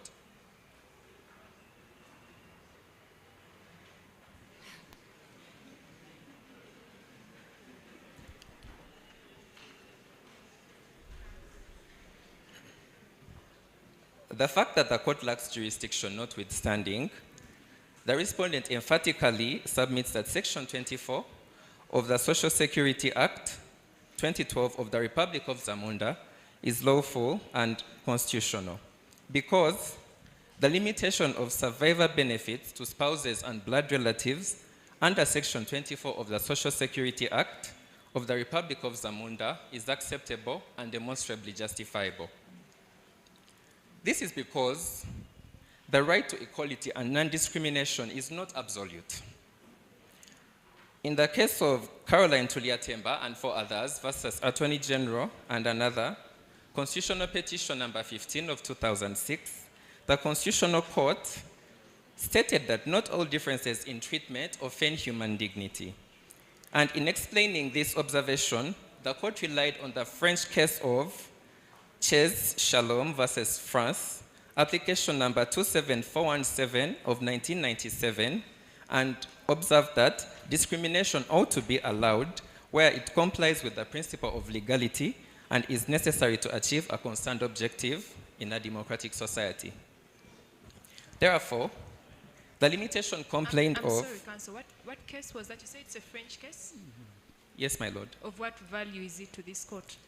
The case was relied on in the Constitutional Court decision in Caroline Tulia Temba and 4 others versus Attorney General. Okay. Which you have not supplied us.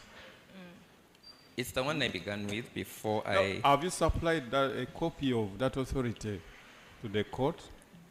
No, my lord, but the citation of the case is Constitutional Petition number 15 of 2006.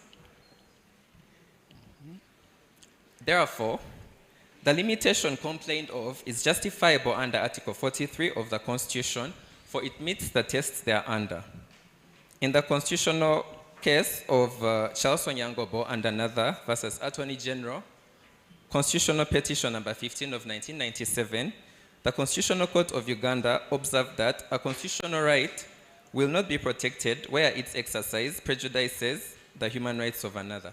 Under paragraph 11 of the facts, Josephat wishes to register Daniel and Mercy as his beneficiaries under the Zamunda Social Security Agency system, but has not found such an option. This is because Section 24 of the Social Security Act is categorical that it creates a hierarchy among spouses, children, parents, and siblings, among others. To that end, Josephat's wishes are detrimental to his mother, who has been sick and in a wheelchair since Josephat was 4 years old. And as a mother, she needs a survivor benefit more than Daniel and Mercy, which she is rightly entitled to under Section 24 of the Social Security Act.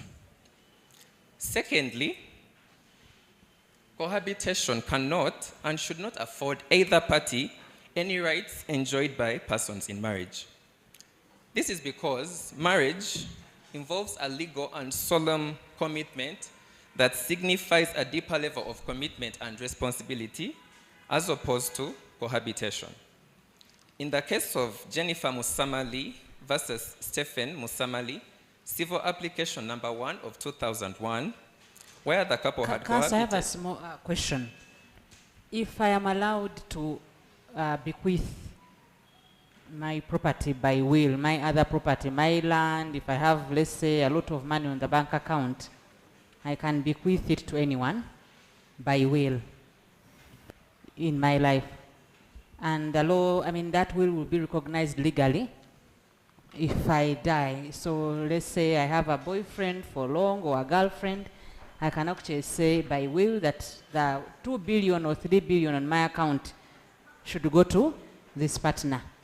And the 500 million in this savings club or circle should go to the church or charity, etc., etc. And that is my property, and that is respected in other laws. What is special with this kind of property under Section 24 that someone in life tries to register their known or preferred beneficiary and they are denied? So what is special with this property that the law should be able to determine who gets? And by the way, before today, I actually thought, honestly, I thought that I could decide who takes my NSSF. So I am also learning a lot. So Council, kindly guide us on the rationale for that and why this property is special, that the law should really decide the priority that the property should be divided up into. Thanks. Maybe to add to what she's asking, Section 24, subsection 2, what becomes of that money that has not been bequeathed or has not been used in the barrier arrangements? Where does it go? Yeah, I think it is of their interest because they are saying that it is hard-earned money. So what becomes of that money? Yes, that is very important. So someone has 4 billion, they are given 5,000, is it 5,000 shillings for funeral expenses or reasonable? And yet there are these people who have been helping them with a wheelchair, and they can't get anything. So as the legal advisor of government, is that really constitutional? Oh, this is another source of revenue.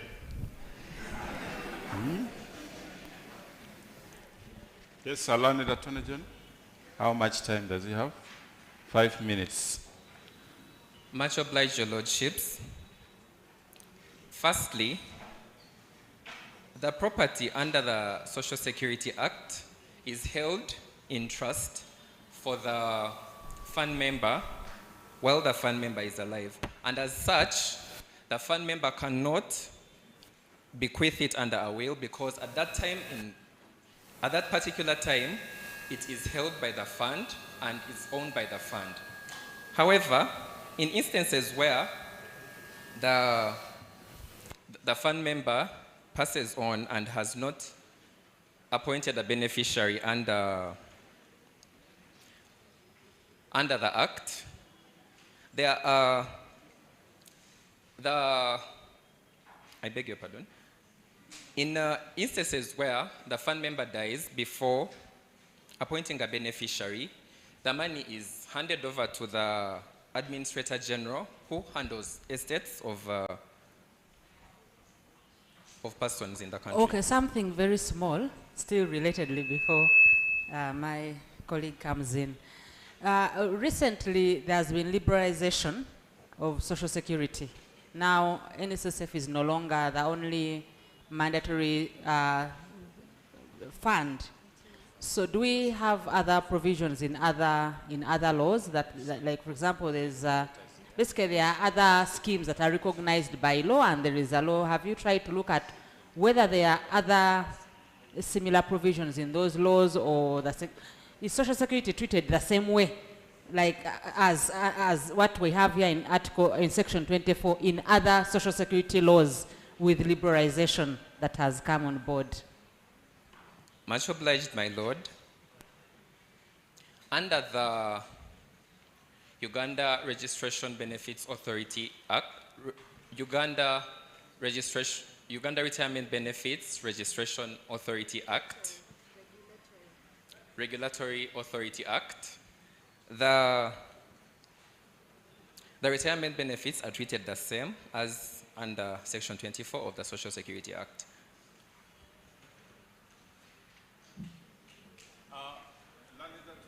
Just for clarification, has the liberalization bill been assented to? Do you know? For the benefit of the court.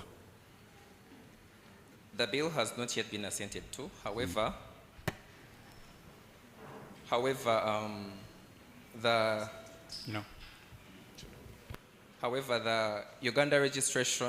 the Uganda Retirement Benefits Regulatory Authority Act has similar provisions as had previously been stated. Council, just before we leave that point, you talked about in the event that someone dies without a will, then they apply through the Administrator General in order to claim. Under what law do they apply? Yet the law provides for a specific act in Zamunda. Why would I then go crossover to the Administrator General? Yet the law is very clear in regards to Social Security and how it's disposed of.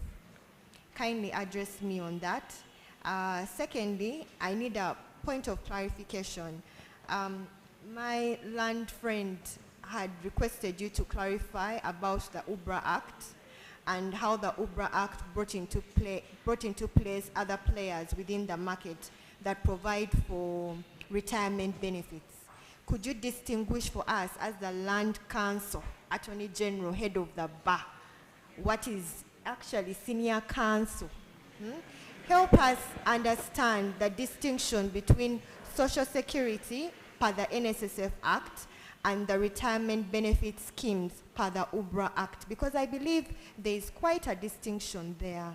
Yeah, thank you. And in 2 minutes, please, your time is up. Much obliged, my lord.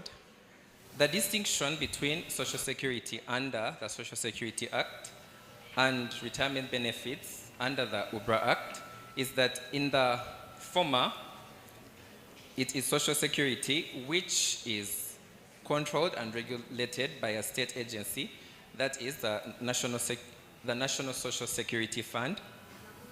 Whereas in the latter, the retirement benefits majorly look at private schemes that are set up in private organization and are run by different organizations that may be appointed by the company. Do the same rules apply of survivor benefits in the private schemes? There are similar provisions, my lord, but under the retirement benefits, it's a private scheme. And how do they get registered, those other schemes? They are registered under the UBRA Act and are governed by the Uganda Retirement Benefits Regulatory Authority, which is also established under the UBRA Act. Your Please, Lordships, can you wind up, please? Your Lordships, my time is fast spent. I'm requesting for 3 more minutes to wind up. We'll give you 2. Much obliged. In any case, the state is not and cannot be liable for Nyakima's fraudulent claim and benefit from all of Samuel's Social Security contributions. Paragraph 10 of the facts is emphatic that it is Nyakima who fraudulently claimed and benefited from all of Samuel's Social Security contributions. To this end, this is a claim that would best be suited to be handled under Section 44 of the Social Security Act, which deals with offenses and penalties in regards to Social Security. In the case of Farm International versus Ahmed Farah, Civil Appeal number 16 of 1993, Justice Odoki categorically stated that fraud must be specifically pleaded and the particulars of the fraud must be stated on the face of the pleadings. Similarly, in the case of David Nalima versus Rebecca Musoke, Civil Appeal number 12 of 1985, the Court of Appeal held that the applicant must particularize the instances of fraud.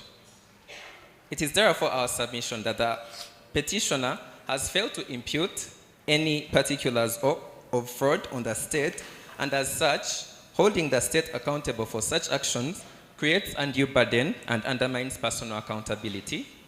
I shall now yield the floor to... Learned Attorney General, is fraud a matter for constitutional interpretation as you wind up? Much obliged. Fraud is not a matter of constitutional interpretation. And as the petitioners seek to hold the state liable for the fraud of an individual, that is why we began by questioning the jurisdiction of the court. Thank you. Learned Attorney General. Yes?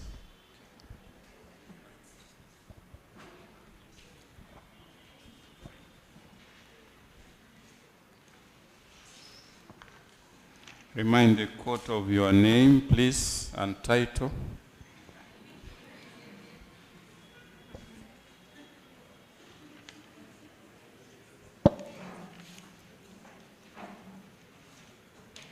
If it may please this honorable court, my name is Chisuze Mugaya Mahad, as duly introduced by my land senior colleague, the Attorney General, as the Assistant Deputy Attorney General. Does that office exist in the law? Your Lordship, Article 119 provides for the office of the... Are you sure your presence here doesn't itself require constitutional interpretation?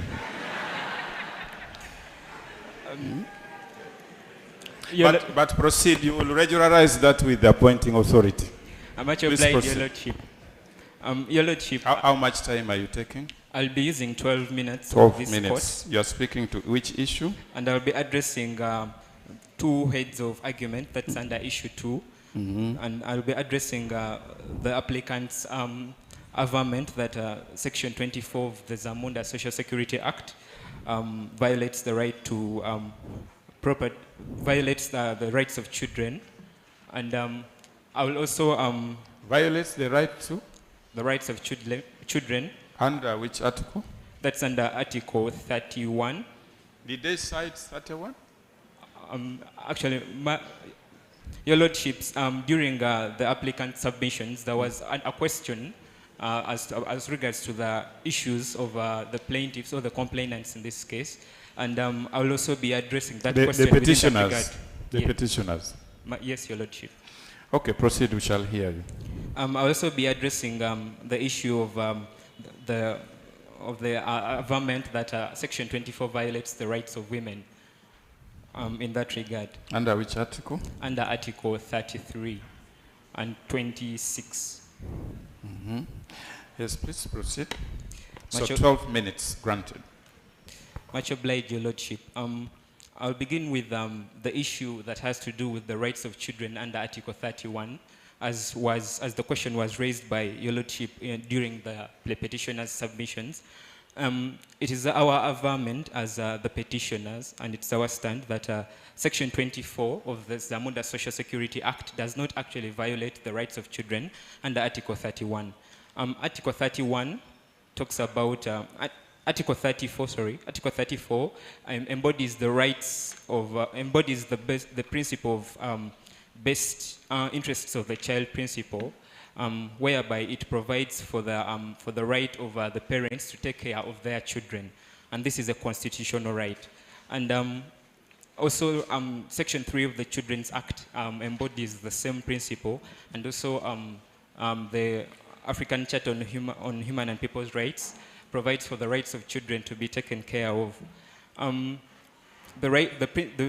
The principle of best interest of the child principle was defined in Baguma versus Mbabazi, where the High Court adopted the definition given by Lord MacDermott in J versus C to say that the principle is one whereby any process that has anything to do with the child, the players in that process have to take a course of action that actually is for the best interests, for the welfare of the child. We submit as the respondents that Section 24 does not violate Article 34, because from the wording of Section 24, that is subsection 5 of the Zamunda Social Security Act, it provides for, Section 24.1 provides for children as beneficiaries under the Social Security Act, and they can be, they're direct, they can... Counsel, I did not hear any Article 34 coming from this side. I think they argued 21 and 26. So what are you responding to when you bring in Article 34? As I submitted earlier, Your Lordship, during the submission of the petitioners, the issue of the children came about, and that was in regards to their right to property and how they can be affected. But you know, when you're responding, you're not arguing your own case, and so you can't be really raising issues that have not been raised, because the articles are 21 and 26. So if you want to argue best interest of the child principle, argue it within the confines of the articles they try to challenge. That's where I was heading to. When you look at Section 24.1, it provides for children as beneficiaries, and also Section 24.5 directly defines who the children are, and it defines sons and daughters to include the illegitimate children. In this particular case, from the facts, that is for petitioner number 1, who has a son from his mistress. We, as the respondents, submit that the section provides for the son as a potential beneficiary from the fund, and in that regard, there is nothing that can violate the rights of the child, and Section 26 and 34 in that regard, with regards to right to property and also the rights of children. We also submit that from the claimant's case, that is petitioner number 5. Petitioner number 5 has to do with the issue of Sharon, who wanted to register her husband out of... But petition number 1 wanted to register the wife and mistress, yes, not the child. That is what the facts say. Yeah, but it was also for the benefit of the child. But the child is not in contention. The child is not in contention. The issue here is that the person could not register their mistress. Yes, since the issue came up during the petitioner's submissions, I wanted to didn't address it come as I addressed the issue of the rights of the women as duly raised by the petitioners. The issue is the rights of the women who are not in recognized legal marriages. The issue is not a child. So I think counsel is not proper for you to manufacture your own facts. But it goes back to the articles 21 and 26. So when you bring 34 and you bring in children which are not in issue, I think you're not responding to the argument. You're supposed to be responding. Your Lordship, I was addressing it in line of Article 26 that has to do with the right to property. And I think at that very point, Your Lordship, I'll move on to issue number 3, which has to do with the rights of women, as duly raised by the petitioners. Now, the petitioners contend, or they have that Section 24 of the Zamunda Social Security Act violates the rights of women. That's under Article 31. And it also violates their right to property under Article 26 of the Zamunda Constitution. We as the petitioners submit that the article does not actually violate these rights because Section 31 of... the article or the section? The article. That is, the section does not violate Articles 31 and 26. In that regard, that is Article 33 provides for the rights of women, and it puts an obligation on the state to provide for equal opportunities for women and also to treat women equally with men. And in that regard, from the Zamunda Social Security Act,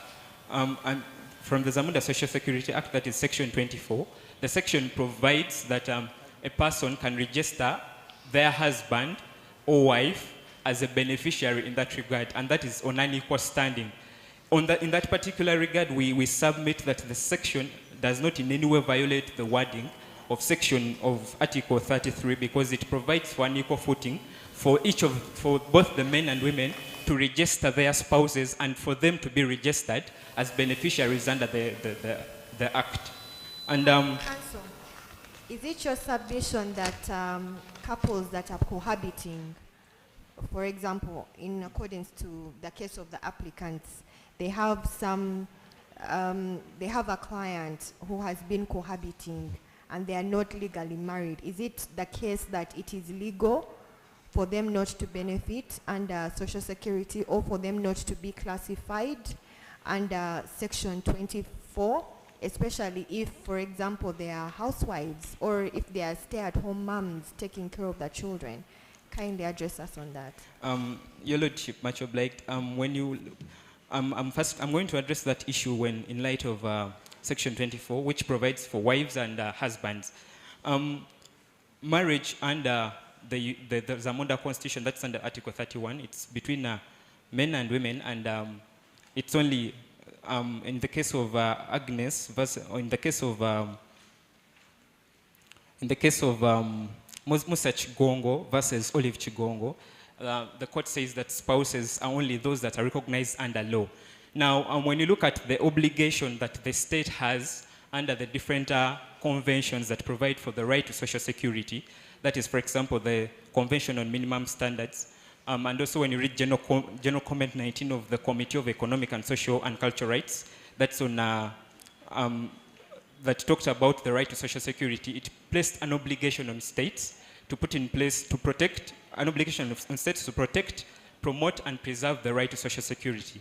Now, the right to protect is placed as a positive obligation on states to ensure that third parties do not actually interfere with the right to Social Security of the citizens of a state. And now this protection is accorded in the wording of Section 19 of the Zamunda Social Security Act, which says that for a claimant to benefit under the Act, that is when they are, most especially when they are survivors, they have to submit evidence of the relationship they claim to have to the managing director of the fund. And it is that evidence that is the basis for them to benefit under that Act.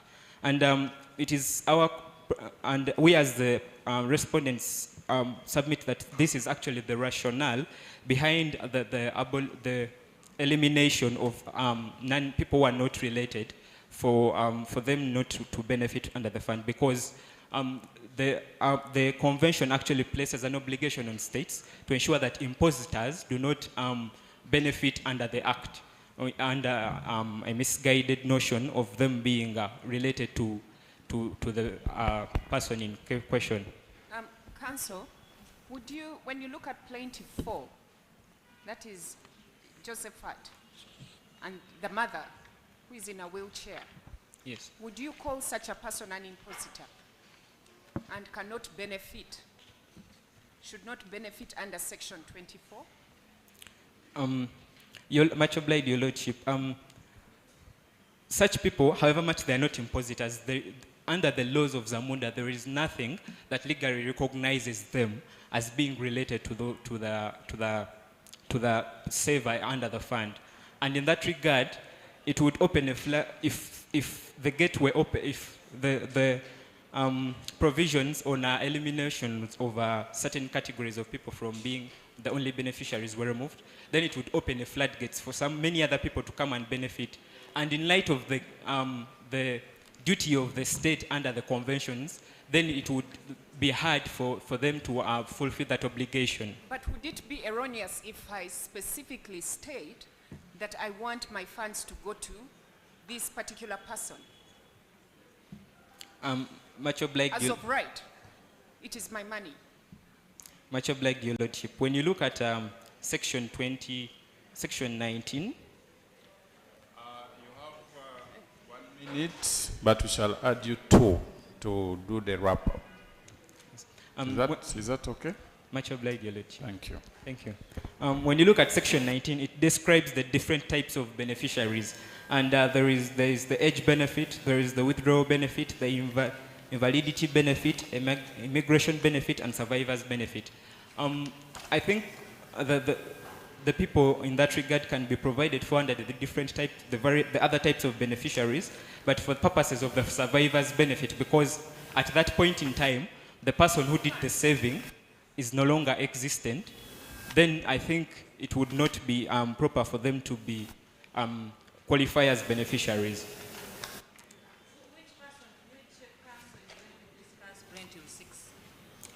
That is going to be discussed by my co-counsel, the Deputy Attorney General. With that, I beg to submit to this Honorable Court, and at this point, I will yield the floor to my co-counsel, the Deputy Attorney General, to address the issue to do with Plaintiff 6. May it please the court, my name is Kasigas Nobat for the purposes of the record. I'm the Deputy Attorney General of the State of Zamunda. I'll use 11 minutes. How much time do you need? I use 11 minutes to respond to the... Yes. 11 minutes. Yes, Your Chief. And you are responding on what issue? To the applicant's argument that Section 24 is discriminatory on the grounds of sexual orientation. Okay. 11 minutes. Yes. And remedies. And remedies. For prayers to God. Much obliged, my Lord. I'll respond to this under 3 heads of argument. That is, it does not fall within the ambit of Article 21(3) of the 1995 Constitution of the Republic of Zamunda. Much obliged. You said three heads of arguments. 3 heads of argument. And you mentioned one. Well, that's the first one, Your Lordship. Okay, and the second and third, then... The second will be the limitation of rights. This is a derogable right. And the third? Illegality of the same-sex relationships under the Constitution of Zamunda. Thank you, Lordship.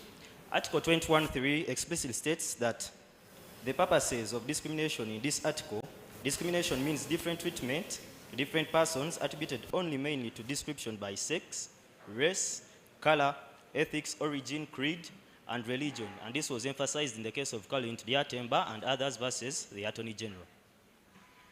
In one of the applicant's submissions, Her Lordship, Diana, asks the question whether this Article 21... You cannot refer to their lordships by name.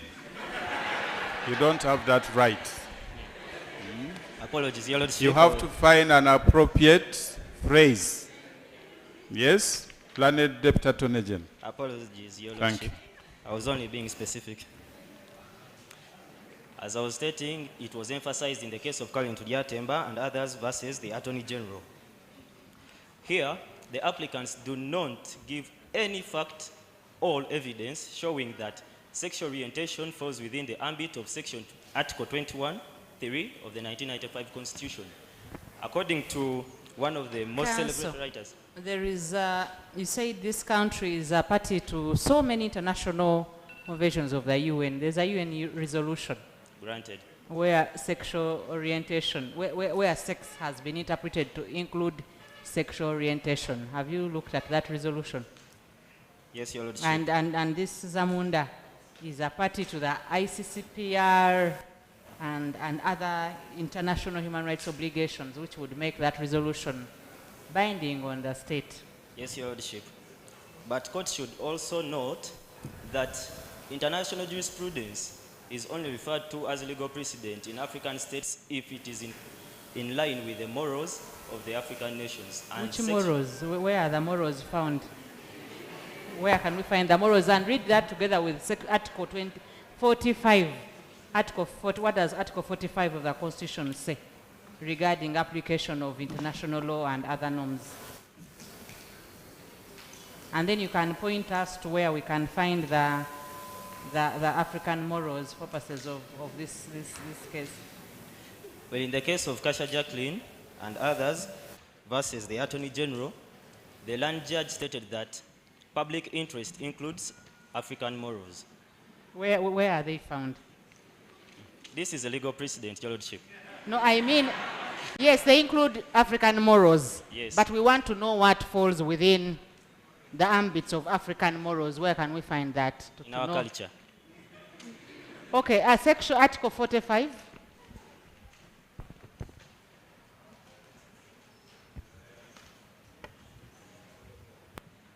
Article 45, if I may read it verbatim, the rights and duties, declarations and guarantees relating to fundamental and other human rights and freedoms specifically mentioned in this chapter shall not be regarded as excluding others not specifically mentioned.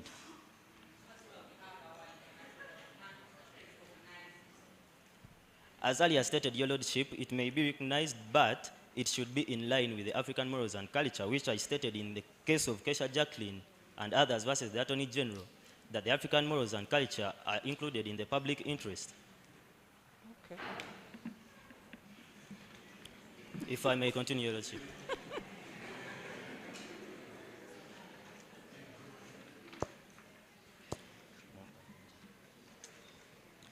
Your Lordship. So discrimination on grounds of sexual orientation is not unconstitutional. A well-celebrated African writer, that is Jamil Damulira, in his article, Drafting History of Provisions of Rights of Discrimination. Who is Damulira? A well-celebrated writer what do you concerning mean by legal. that? A celebrated when writer. you say well-celebrated, what do you mean? I mean he has received numerous awards for legal writing, Your Lordship. I beg your pardon, landed at Deputy Attorney General? He has received awards for legal writing. And therefore, Jamil Damlia, in his article, Drafting History of the Provisions of Rights of Discrimination, in his abstract, specifically states that one of the delegates during the Constitutional What Assembly... is the full title of that article and publisher? Drafting History of the Provisions of the Right of Discrimination, Your Lordship. Yes. This article can be found online. What is the link? This is a serious matter, learned Deputy Attorney General. And year of publication. We need the link. The link has been added in the memorial submissions of the respondent state of Zamunda. Okay, thank you. Please proceed. He explicitly states in his abstract that one of the delegates in the Constitutional Assembly argued that the Constitution should prohibit discrimination on the grounds of sexual orientation, and this submission was rejected by the delegates in that particular Constitutional Assembly. Therefore, under Article 21(3) of the Constitution of Zamunda, sexual orientation is not provided for. Deputy Attorney General, you are founding your arguments on an abstract. Is that what you're saying? An abstract of a legal writing, sir. So what are the arguments in that scholarly work? The argument is that sexual orientation is not in the ambit of Article 21(3) of the Constitution of Zamunda. Okay, proceed. Deputy Attorney General, is this in response to their arguments? because they categorically stated that their argument had nothing to do with sexual orientation, rather the right to property. Your Lordship, the first applicant or petitioner, in answering a question of Her Lordship, Diana explicitly stated, stated that sexual orientation is in the ambit of Article 21.3, and I'm answering that.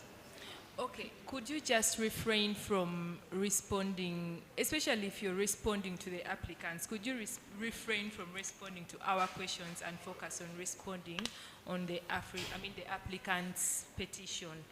So some of these questions were asked to the applicants at the time for clarification from them. But in your response, kindly please direct your response to the arguments that were put forth by the petitioners. Much obliged, Your Lordship. So in this case, what would be your response to the petitioner's case and for the plaintiff 6?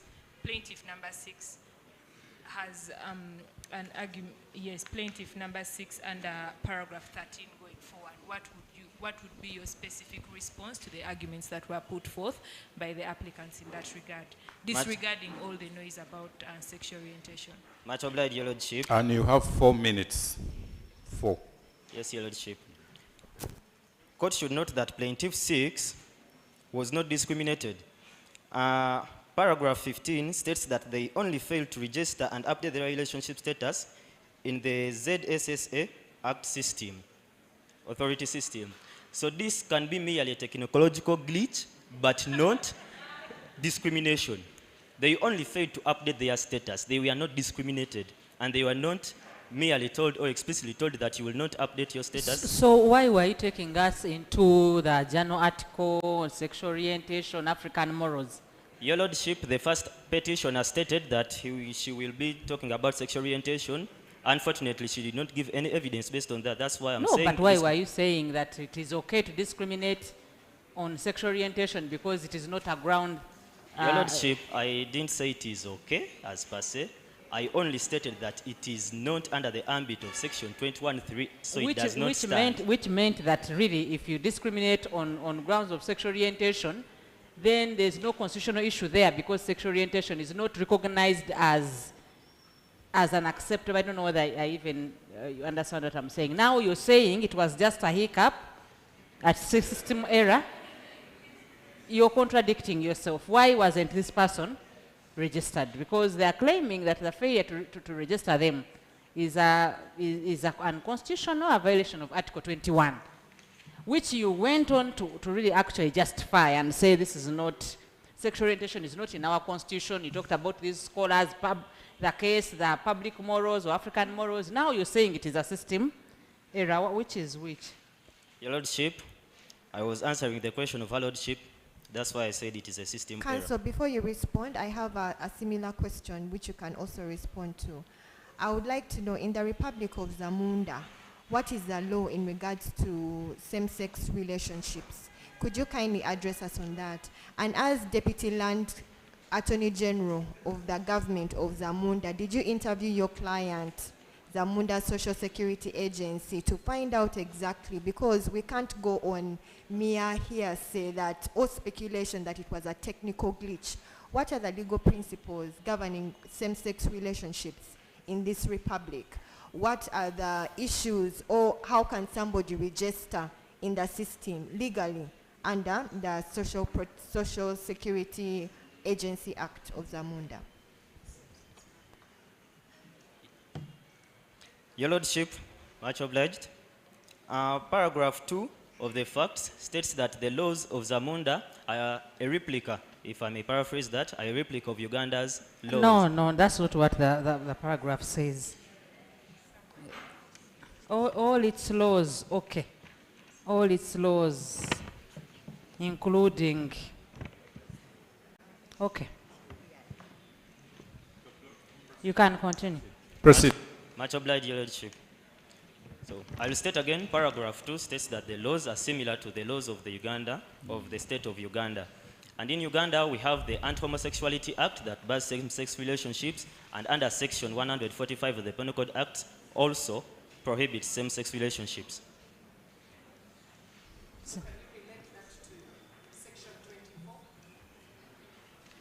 Your Lordships, and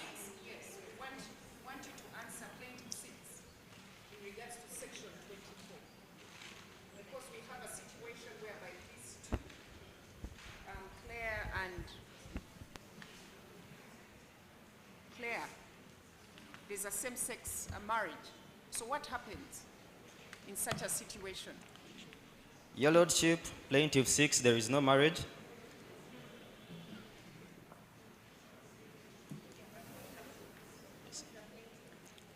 Plaintiff 6 is Clay Athandiwe. Yeah.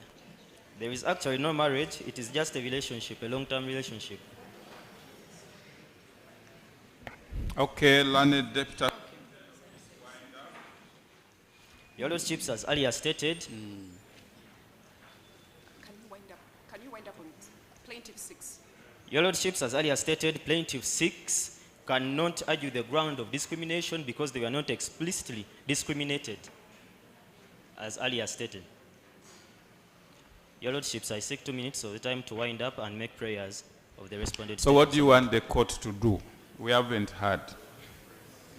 I want the court to act in accordance with Rule 3.5 of the Constitutional Court position, Constitutional Court petitions and reference rules, and refer the matter to High Court to investigate and determine the appropriate redress, as stated by my learned friend, the Attorney General.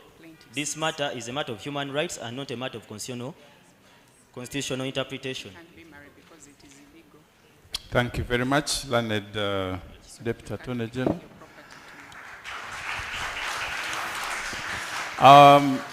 Petitioners, are there burning issues you want to raise a reply to? A rejoinder? Petitioners, yes? Is the answer in the affirmative? Yes. How much time do you need? We reserved 5 minutes, but if we're including the time left over from Council Michaela's submission, they are 8 minutes. Okay. 15. Okay, we'll give you 10 minutes to rejoin, and there should be 10. There will be no addition. Thank you, my lord. Okay. That's very generous. And your rejoinder should be restricted to only issues which have arisen. Yes. No new matters. Understood. Okay. Thank you. Much obliged, my lord. So the Attorney General started by contesting jurisdiction, and he stated that this petition raises no issues necessary for constitutional interpretation. However, we disagree with this strongly, as this petition, as cited in our reliefs, as cited throughout the case, urges the court to interpret Articles 21 and to interpret Section 24 and decide if it is constitutional and in line with Articles 21 and 26. So, in the case of Uganda Association of Women Lawyers versus the Attorney General, the petitioners challenged several provisions of the Divorce Act as being discriminatory. And similarly, here we are challenging the section 24 of the Act as being 21? 24. 20. Yes, 24 of the Act as being unconstitutional on the basis of violations of the right to freedom from discrimination on basis of marital status and sex, and according to Article 21, and also the right to property according to Article 26. Therefore, we urge this court to hold that it has the requisite jurisdiction to entertain this matter, as it clearly raises issues of constitutional interpretation. Furthermore, we would like to respond to the averment of the respondents that the restriction of the right to freedom from discrimination is justified in line with Article 43 on limitations. We argue that the restriction on the right to freedom from discrimination and the right to property are not justifiable as, first of all, they do not further the purpose of the Act. The purpose of the Act was, and of this provision was ideally to ensure that dependents and relatives are assured of members of the fund are assured of being catered for in case a fund member dies. However, the purpose of the Act is in no way, according to the preamble of the Act, to uphold the institution of marriage or the morals of this country as the respondent averred. Preamble to which act? NSSF Act. What does the preamble say? Do you have the act with you? The preamble is in line. I'm going to just paraphrase. No, we it. are giving you the court's copy. Thank you.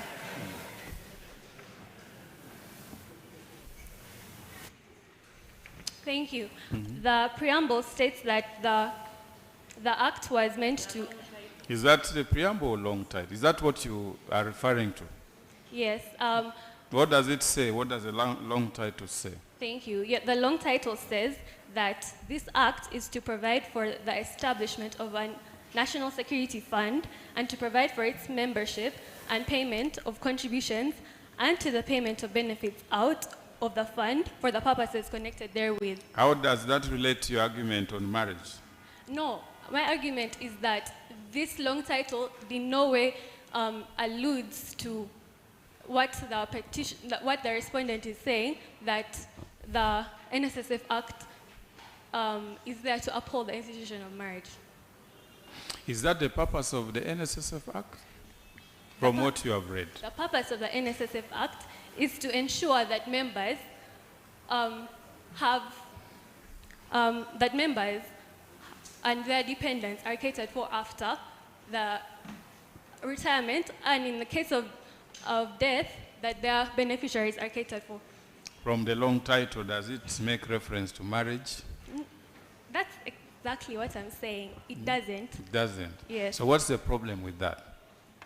What I'm saying is that this Act is in no way in line. So your complaint is that because there's no reference to marriage in the long title, it offends... No.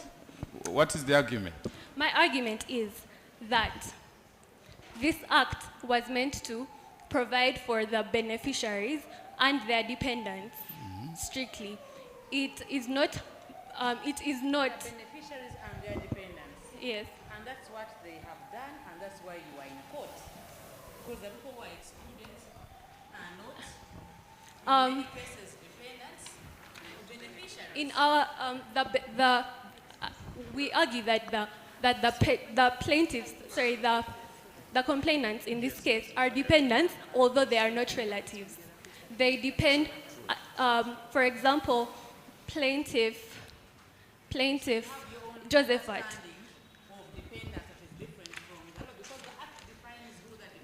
The Act defines dependent relatives, and okay, the respondent argued that it is demonstrably justifiable on the basis of marriage. However, marriage is not the purpose of this Act. The purpose of this Act is to provide for beneficiaries, which we urge, and their dependents, and we argue that... Can't these other categories not explicitly specified under Section 4, which is really the thrust of your complaint, be catered for? Can they benefit under dependent? Not all of them, because not all of them are relatives. For example... no, you don't have to be a relative to be dependent. Yes. And there's a lot of judicial decisions on that aspect. And that is very true. I agree. You don't have to be a dependent, because a lot of these. You don't have to be a relative. Yes, you don't have to be a relative. A lot of these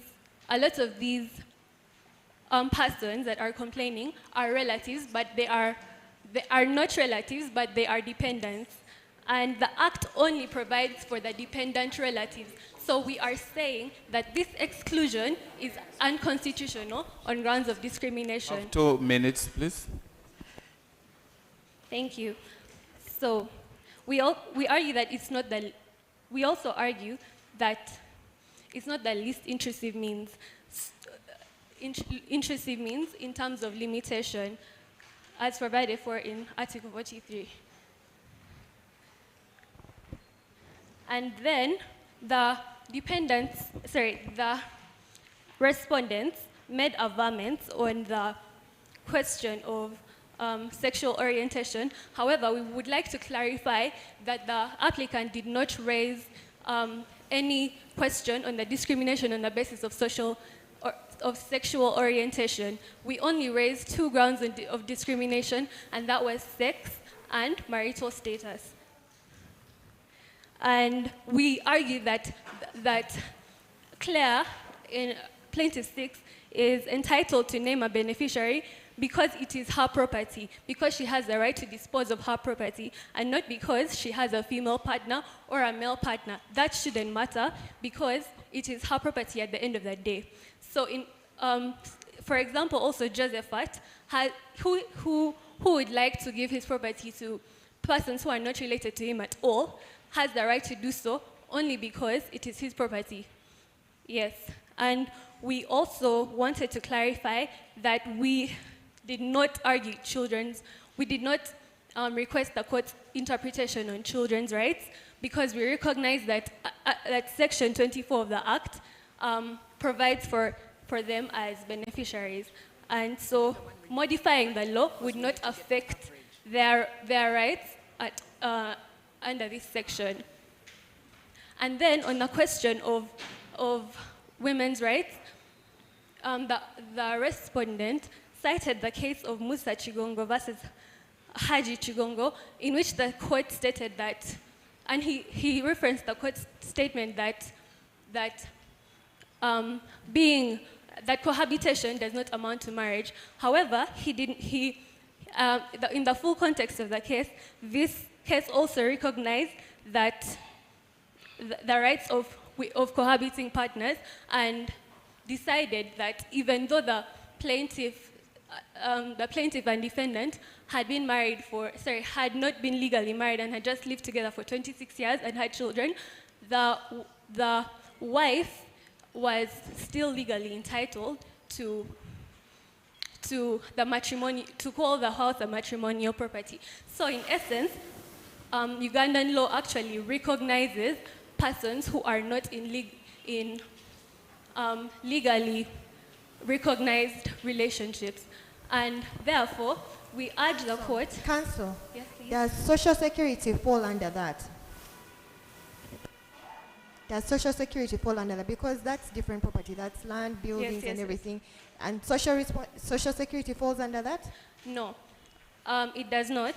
But we are just using this case to amplify the fact that such domestic relationships that are not recognized by marriage are actually valid and should be, and such persons who are not legally married should therefore be included as dependents. That is understandable because people have been in a relationship. They have been relating over time, providing support, and the judgment is very clear in that respect. Yes. But in regards to Social Security, how can you relate that case to Social Security, whereby I'm the one who is working, I'm the one who is earning the salary, and that portion of money is being deducted from me and being contributed by my employer?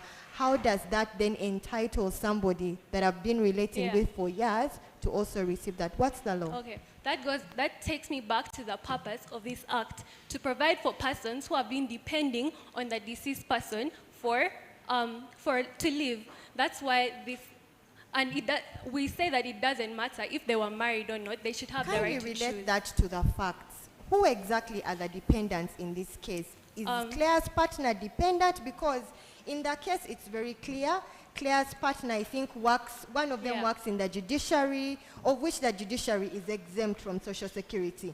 Then, and hold on, Council. Then you have the partner, the other partner who has been working from an international organization. So how are they dependent?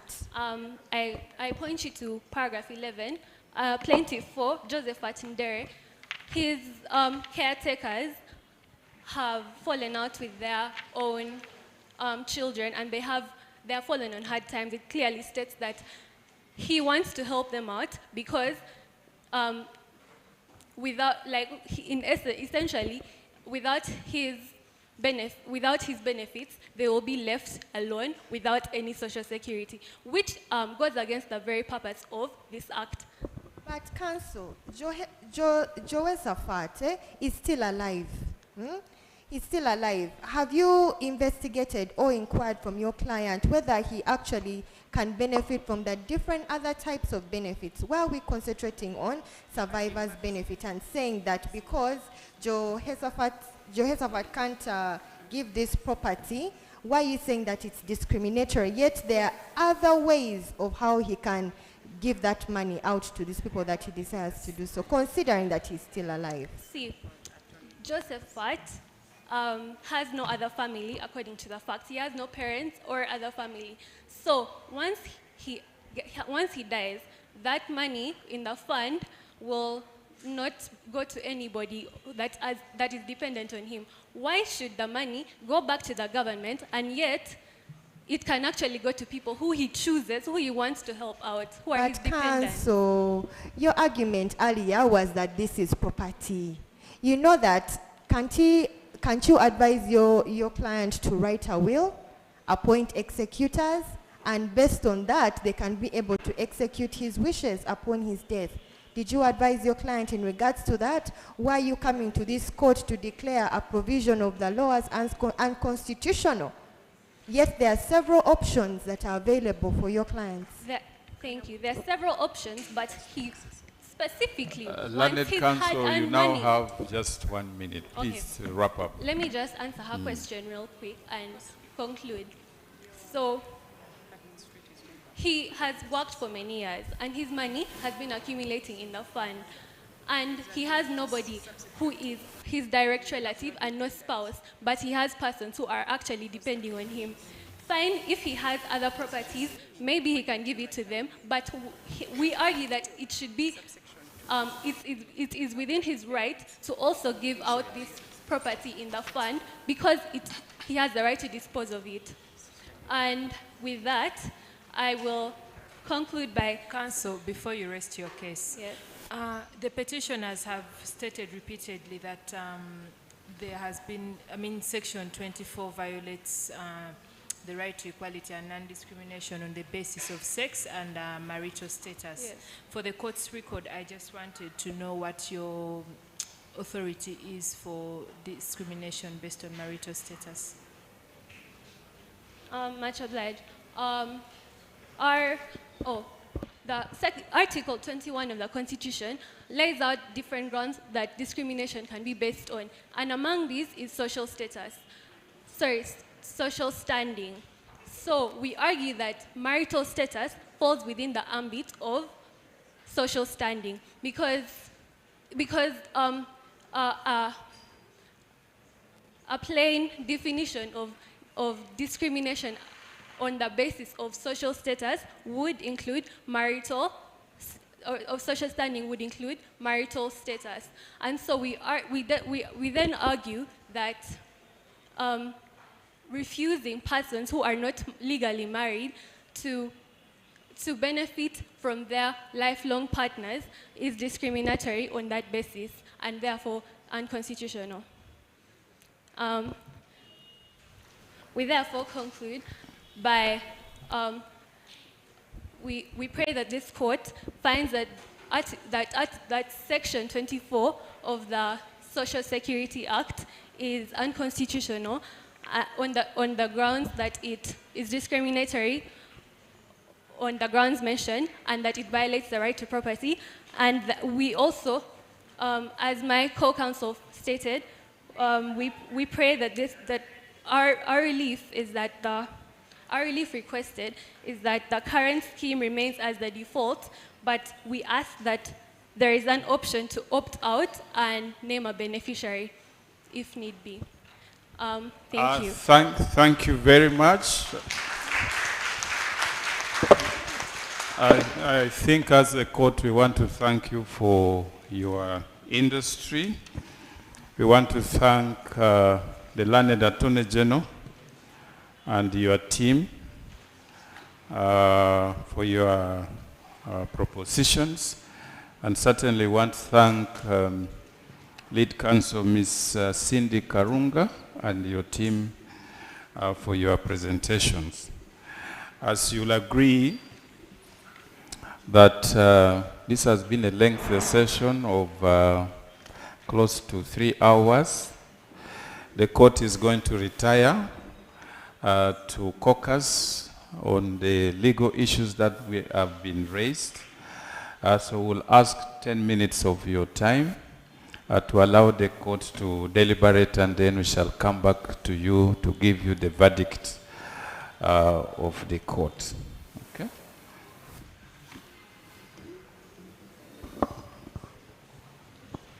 All rise.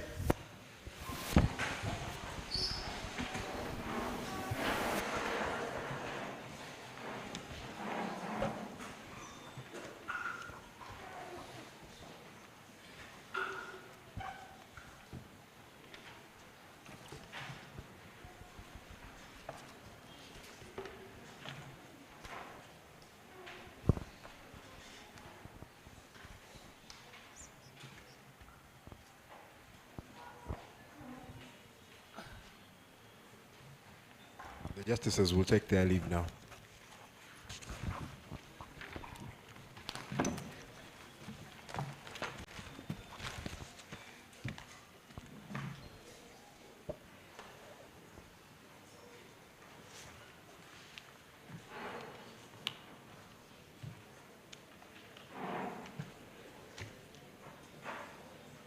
The court is adjourned until the justices return. You can have your seats.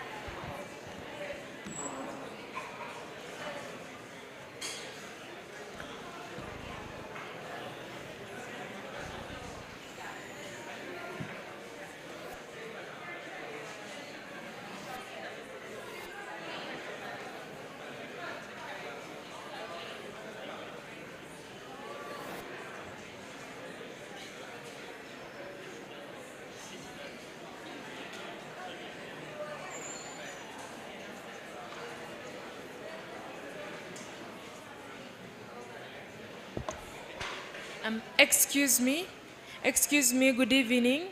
As you step out, please go with the empty bottle that you're having. Please drop it in a dustbin. Thank you.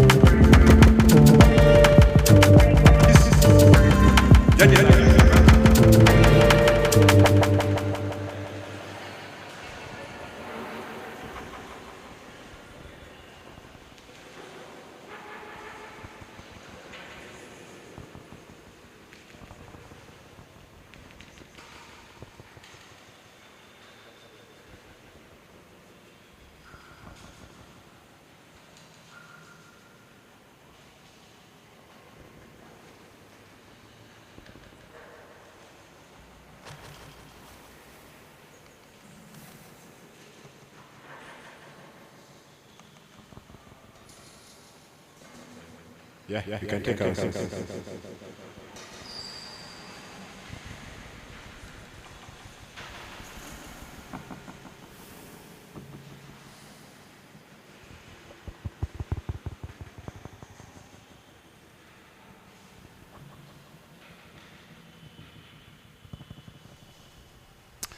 Thank you once again. We have deliberated the issues that we placed before us, and just for clarity, the first issue was whether this court had action to entertain the petition. The second issue was whether section 24 of the NSSF Act offends Articles 21 and 26 of the Constitution. And finally, issue 3, what are the remedies available? Upon deliberations, our verdict is as follows. This is only the summary of our verdict. The detailed judgment and reasoning of the court will be delivered on notice. On issue 1, it was a unanimous decision that this court has jurisdiction to entertain the petition. On issue number 2, on a majority of 3 to 2, the petition was upheld. That section 24 of the NSSF Act offends Articles 21 and Article 26. You will get both the majority decision and also the dissenting decisions. You will get to know who dissented and who constitutes part of the majority. Accordingly, in terms proposed by the majority decision of the court, section 24 of the NSSF Act is declared unconstitutional to that extent. My Lord, Dr. Ahumuza Atenyi is going to give you the details of how each of the groups are performed from the perspective of the courts. From me, I want to take the opportunity to thank all of you. You were all winners. Indeed, as my senior colleague and director of HURIPEC said, mooting is just one of the interventions that the School of Law has adopted to test the application of theory alongside internships and group work.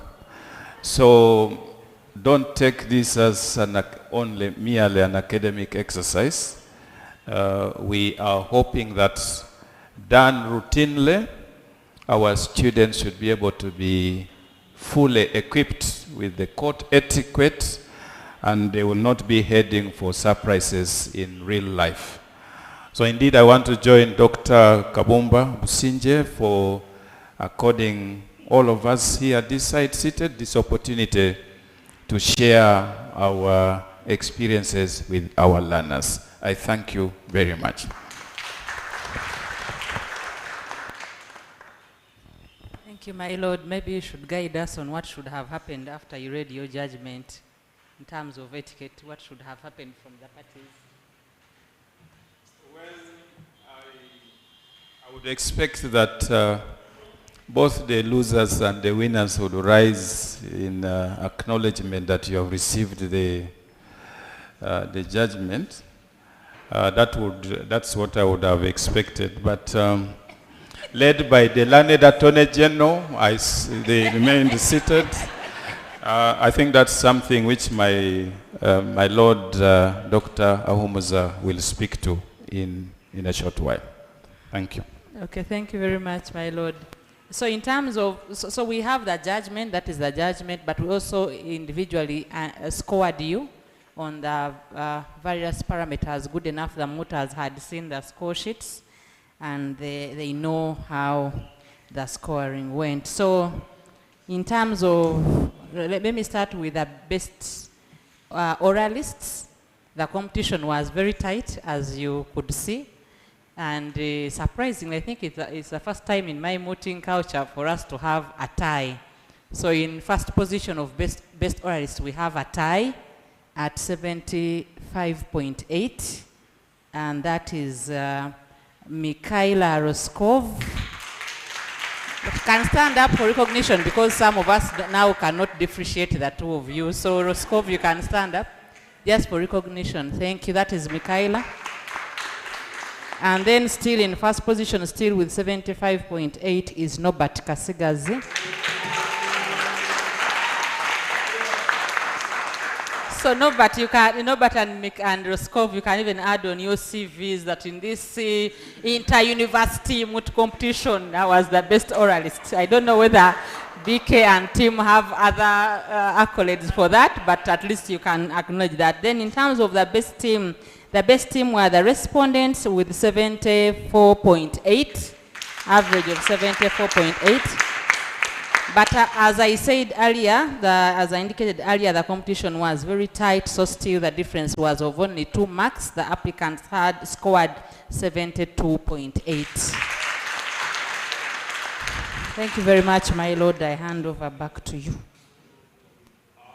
Thank you, my Lord. So I'll give each of the colleagues 2 minutes to give you feedback, and then we'll invite the director of HURIPEC to come and make his closing remarks. I'll start from my immediate left, Judge Joanne.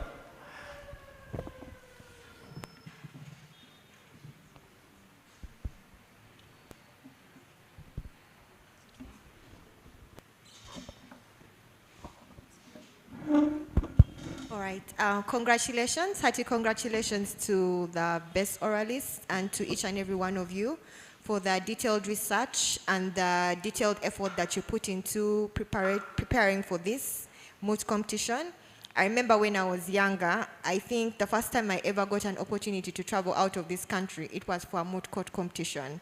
It was in South Africa, Pretoria, and the argument there was majorly the constitutionality in regards to the African Charter in respect to displacement of persons. So I understand and I appreciate where you're coming from, because you're taking time off your ordinary schoolwork, your ordinary assignments to actually do this. But let me tell you one thing is for sure, you are going to benefit from this, because this is a stepping stone for you to actually build your career, to build your confidence, to build and equip your research skills that can actually even help you in doing more research in the future, as Dr. Ateni will tell you. So I want to congratulate each and every one of you, because you're winners already. Because I believe there was a committee that was put in place to first and foremost select the teams to represent, and I think you didn't even know which side you are going to argue until at a later point. So I believe you are all winners, and I congratulate you on that front. That being said, thank you so much for the presentations that you made. Of course, there is room for improvement, and that is why we're here, to learn so that we can actually do better and so that we can propel ourselves to grow, you know, within that space.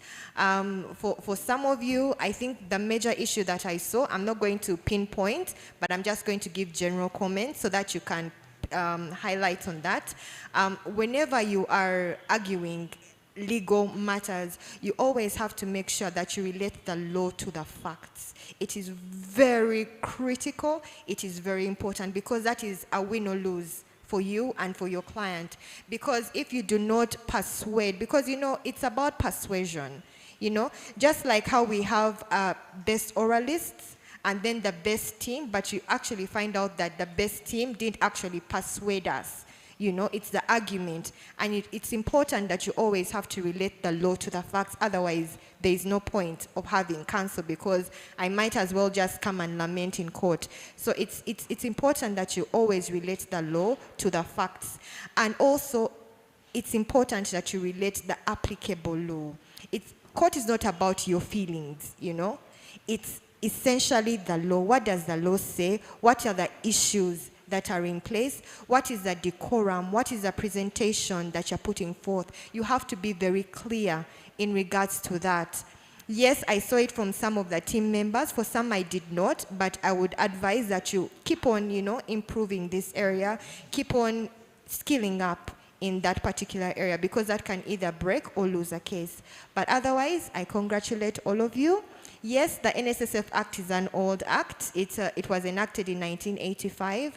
I appreciate the fact that you actually went into deep research to find out why it was enacted, the different conventions. I think the respondents, you know, highlighted that very matter, which was ideally your case because you're representing the government. So NSSF is your client. So it was very good for that to come out clearly as to why it was put in place, and even the rebuttal that we had, you know, you clarified on some of the issues.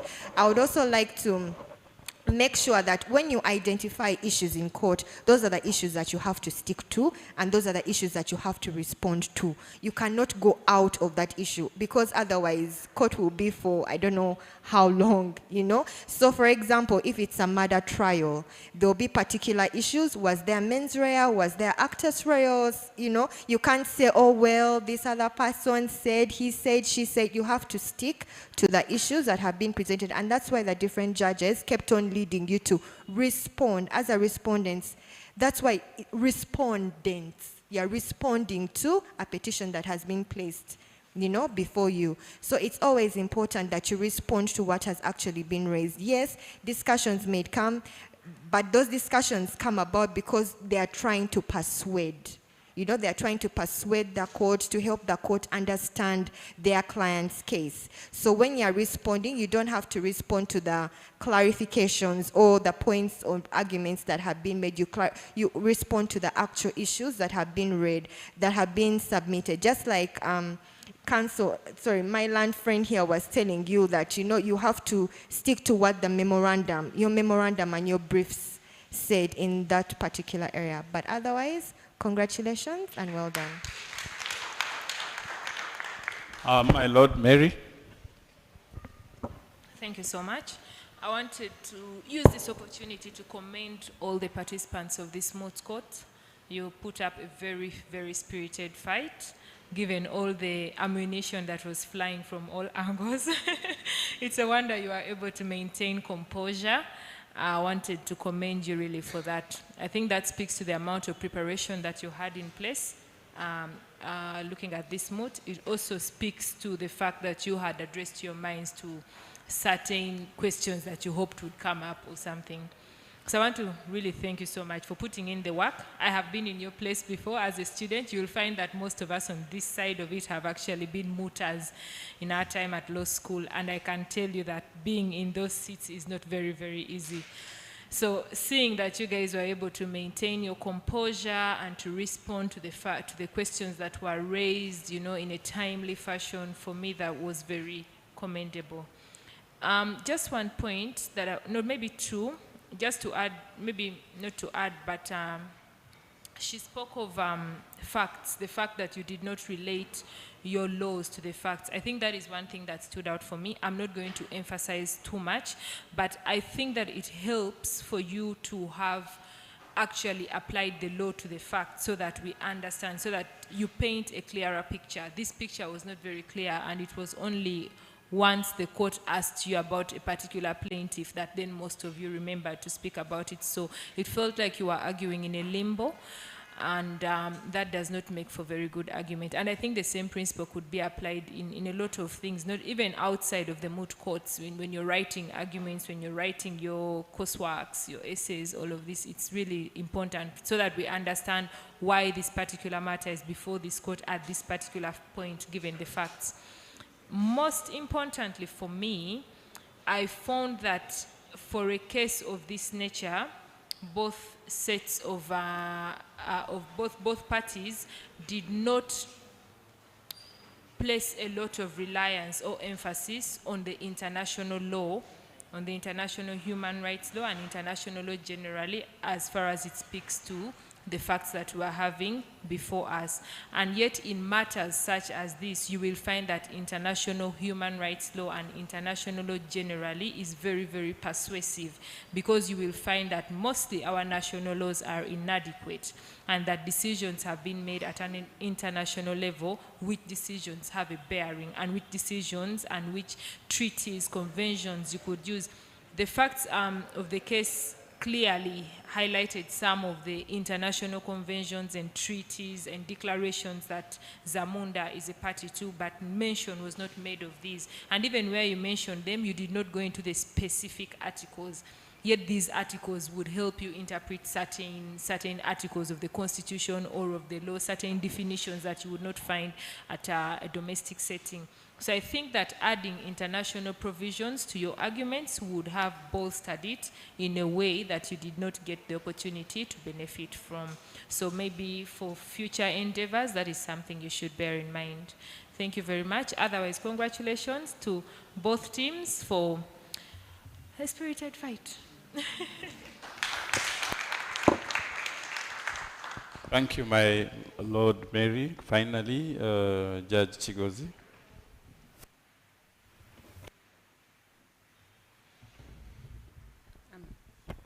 I want to congratulate both the applicants and the respondents for putting up such a spirited fight. Like my colleagues have commented, your application of the law to the facts was really lacking. Your arguments were good, but you did not base them on the law, legal provisions, and she's also talked about international treaties. We did not see that. I think the respondents talked about some of them, but you did not show the extent to which they are applicable. But other than that, you were good in your arguments, and I congratulate the director, HURIPEC, for putting up such, and for the facilitation. I think you've raised a bar, you know, for other departments to also come up with such ingenious ideas and moot competitions to boost our learning. So I thank you so much for putting up such a good moot. Lord, Dr. Umuza wants to say something briefly, please, and then we shall come back to the director. Thank you very much. Really, you did a very commendable work, and I think in a very short time, because if the part of the applicants team came in on Monday night, so I don't know when you had time to confer and agree on the arguments. A few comments for me are really regarding court etiquette, especially for the Ugandan, the Ugandan ones, because maybe the etiquette in the US might be a bit different, I don't know, but small things, how do you respond to a judge, how do you address a judge, what do you do when a judge is asking a question and you're standing, do you remain standing, when to sit down, when to wait. Many times, many of you would even interject before the judge is asking a question and they're trying maybe to clarify it, and somehow you figured out what the question is and you want to just stop them there and say, you know, I have figured it out, can I start responding? So that the court etiquette, I think, especially for the ones who are training to be practitioners here, and I think some of these standards are also a bit internationally recognized. I think that is something that is important, and that you can only learn through mooting, because even if they teach you in, where do you study that? Introducing law, I don't know whether you would study that. So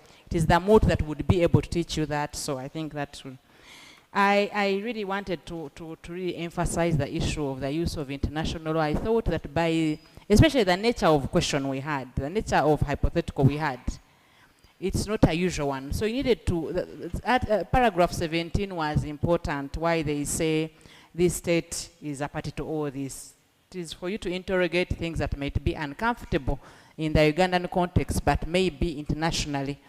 We already have settled situation. So that, I think, cut across, and the cases, many of the cases that you are relying on would not have helped, but maybe there are so many cases that you would have found that would have been persuasive in the matter from international jurisdictions. But also, I think because this is a matter that is going to court, you're mooting, you're like mooting a hypothetical case, but that is not really hypothetical, because I think I heard that the purpose of this moot is to consider an actual application. We have been encouraging in the spaces we occupy, network of public interest lawyers and etc. We want to grow the international human rights jurisprudence in the Ugandan courts. And the only way it is done, because when we have engagements with public interest judges or even judges generally, they tell you the reason why this international jurisprudence is not growing and the international standards are not pronounced in our courts is because counsel do not argue them in the cases. So I thought a good team would have leveraged on these provisions and made a very good case that argues the standards, uses the inroads provided by Article 45, and then so that we end up with a judgment that actually pronounces itself on the, a detailed judgment where some of these standards are also applied and interpreted. Otherwise, thank you very much for the effort. And thank you, the audience, for coming in large numbers and sitting up to the end. Okay, so as far as we are concerned, we are recessing shortly. But may I ask the Attorney General and the Petitioners Council, please, if you could supply us with the authorities that you cited, because we have to deliver on this mandate. As we said, this is not just for academic purpose. We really need to be seen to deliver on what we were invited here for. So we will give you 2 weeks within which to do that. And if you don't mind, you can still summarize your arguments in under 5 pages. We are going to come up with our detailed judgment. Back to Masters of Ceremonies. Thank you very much. Another round of applause for the participants.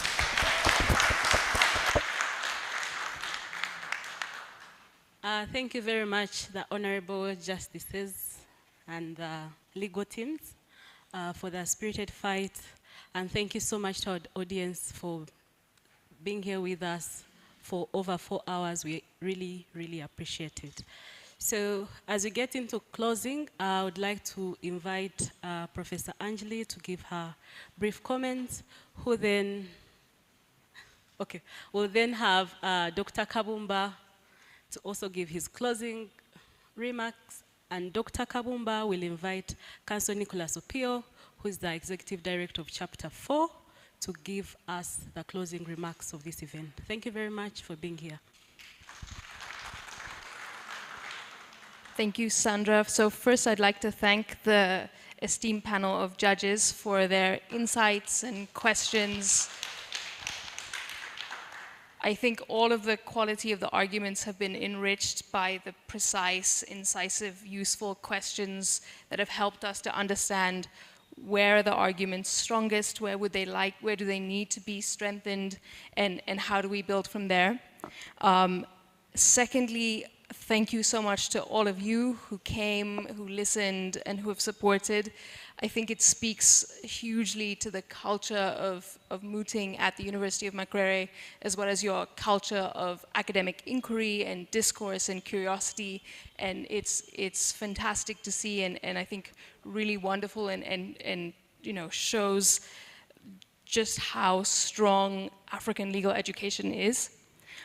Finally, thank you so much to our arguers today and our mooters, to the Attorney General, the Deputy Attorney General, the Assistant Deputy Attorney General, and all of our counselors. It's a real pleasure to see you all. I think you've really, you've showed maybe you're giving some advice to our future governments on how many types of titles to be giving to them, and so maybe they can take note and learn from how you set up your team. I think the work you've done, not just today, but in the lead up is really tremendous and fantastic, and I think we are all indebted to you all, especially as we think about what is the best way to challenge these laws, not just in Uganda, but across the region. Your expertise, your thought, your care has been really vital to that. And then my final thank you is to the Chapter 4 team and to the HURIPEC team. The work you've done in preparing for this has just been brilliant, and it's often thankless. And I think, especially looking back of when I was a student, I didn't quite realize how much work goes into setting up these opportunities. And it's the first effort, but certainly not the last one, and I'm really grateful for it. Thank you.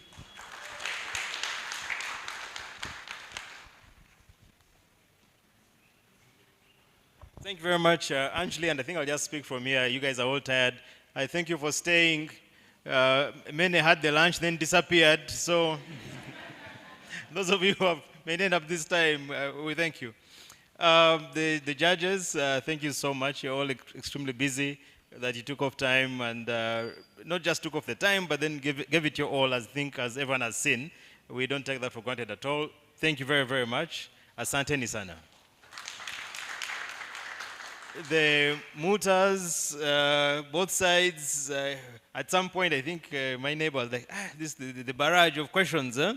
But you took it in good stride, you handled the questions, you are composed. I don't know what I would have done in a perhaps I may have run out, I may have thrown the book at the judge and saying, enough, I'm done, you know.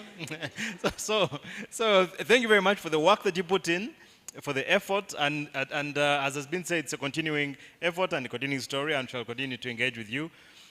The clerk, thank you very much, sir. It's a thankless job, but an important one.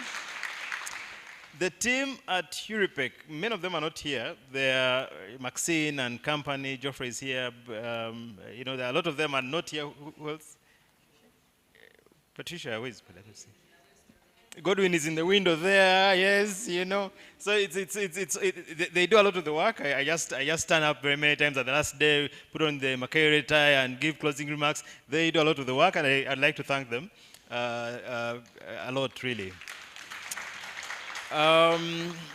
University of Chicago Law School Global Human Rights Clinic, Prof. Anjali, and the colleagues here, we thank you very, very much. In truth, that should have been really Chapter 4, HURIPEC, U of C. I don't know what our excuse is. I don't know, it was about the what? The graphics or something. We apologize. But in truth, in real truth, this was a collaborative effort in terms of the three institutions in very many ways. From the beginning, right now in the middle, and it's a commitment that we have that shall continue to respect this work that we have begun and to take it forward. Lastly, but by no means least, Chapter 4, Sandra, Claire, Nick, and I think I saw a couple of colleagues before who have, Sweetie, is she still around? Or yes, yeah, Sweetie. So thank you very much for the cooperation and support that has made this possible. Makere Moot Society, Prima, why didn't you join here? You are, she's one of those who does things behind scenes and then sits and lets things happen, but I know it has been quite heavy work. You carried a lot of it on your shoulders. We are sorry, we apologize. But Sonia, she really carried a lot of it. At some point, I was just worried that she may just also run away. But thank you very much, Prima and colleagues, for the incredible work. It's a testament to the strength that we have. I think I'm done. It's just left to me to invite Councillor Nicholas Opio, who is no stranger here. You guys saw him last time when we were celebrating 30 years of HURIPEC, to deliver official closing remarks. At the end of Nicholas's remarks, I'll request that the Mooters, the judges, and the teams from Chapter 4 and U of C go back to the boardroom just for sort of housekeeping stuff. But yeah, so Nicholas, thank you very much.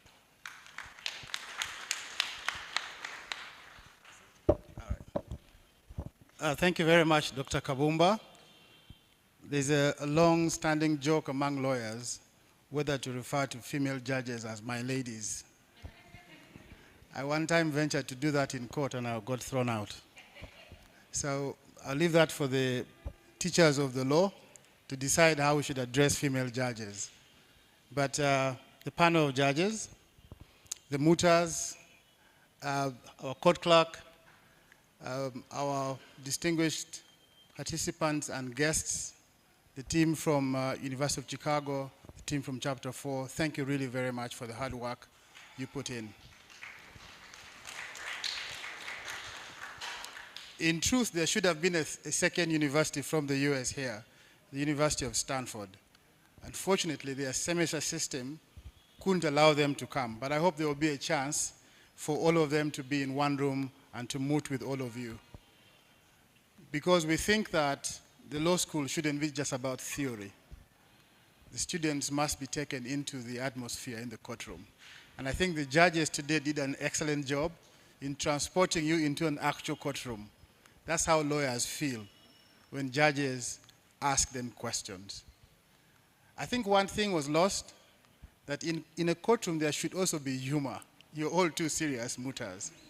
I think the chief judge tried his best to try and infuse some humor. It's really important because sometimes the issues in the court can be very, difficult to deal with. And so some humor is important. The second thing is that when judges ask you a question, listen, and listen actively. because those questions are really important. Sometimes they want to help you because you might be going really, really off the main issue in the court. So to the Mootas, just listen to the judges really very, very carefully. I think that I don't have much to say except to say that thank you for the students who have stayed. I hope you have learned something from this process.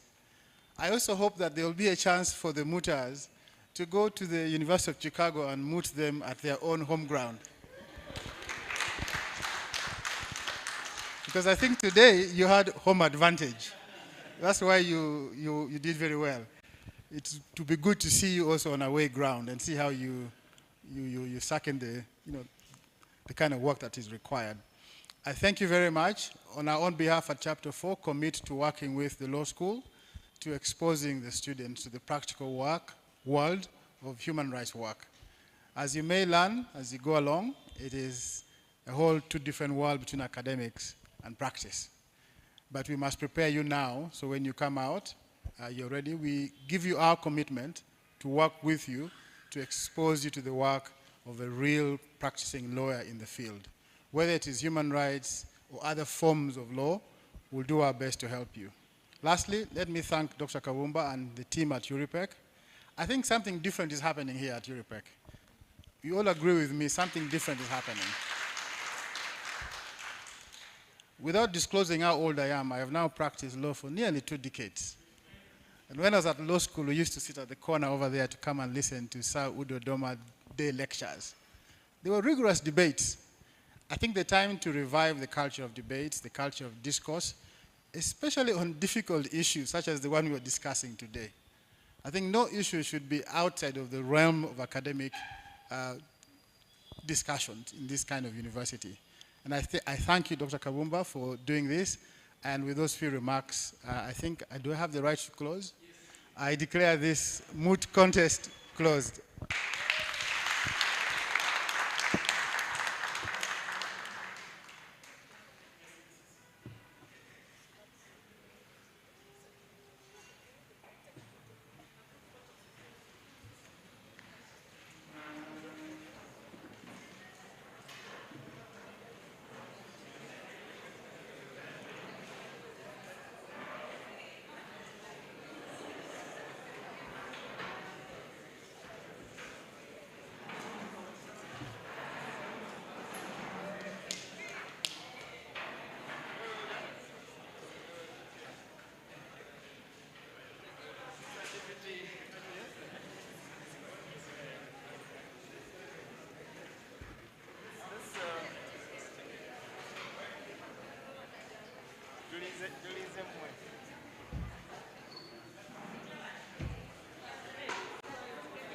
Abakulu,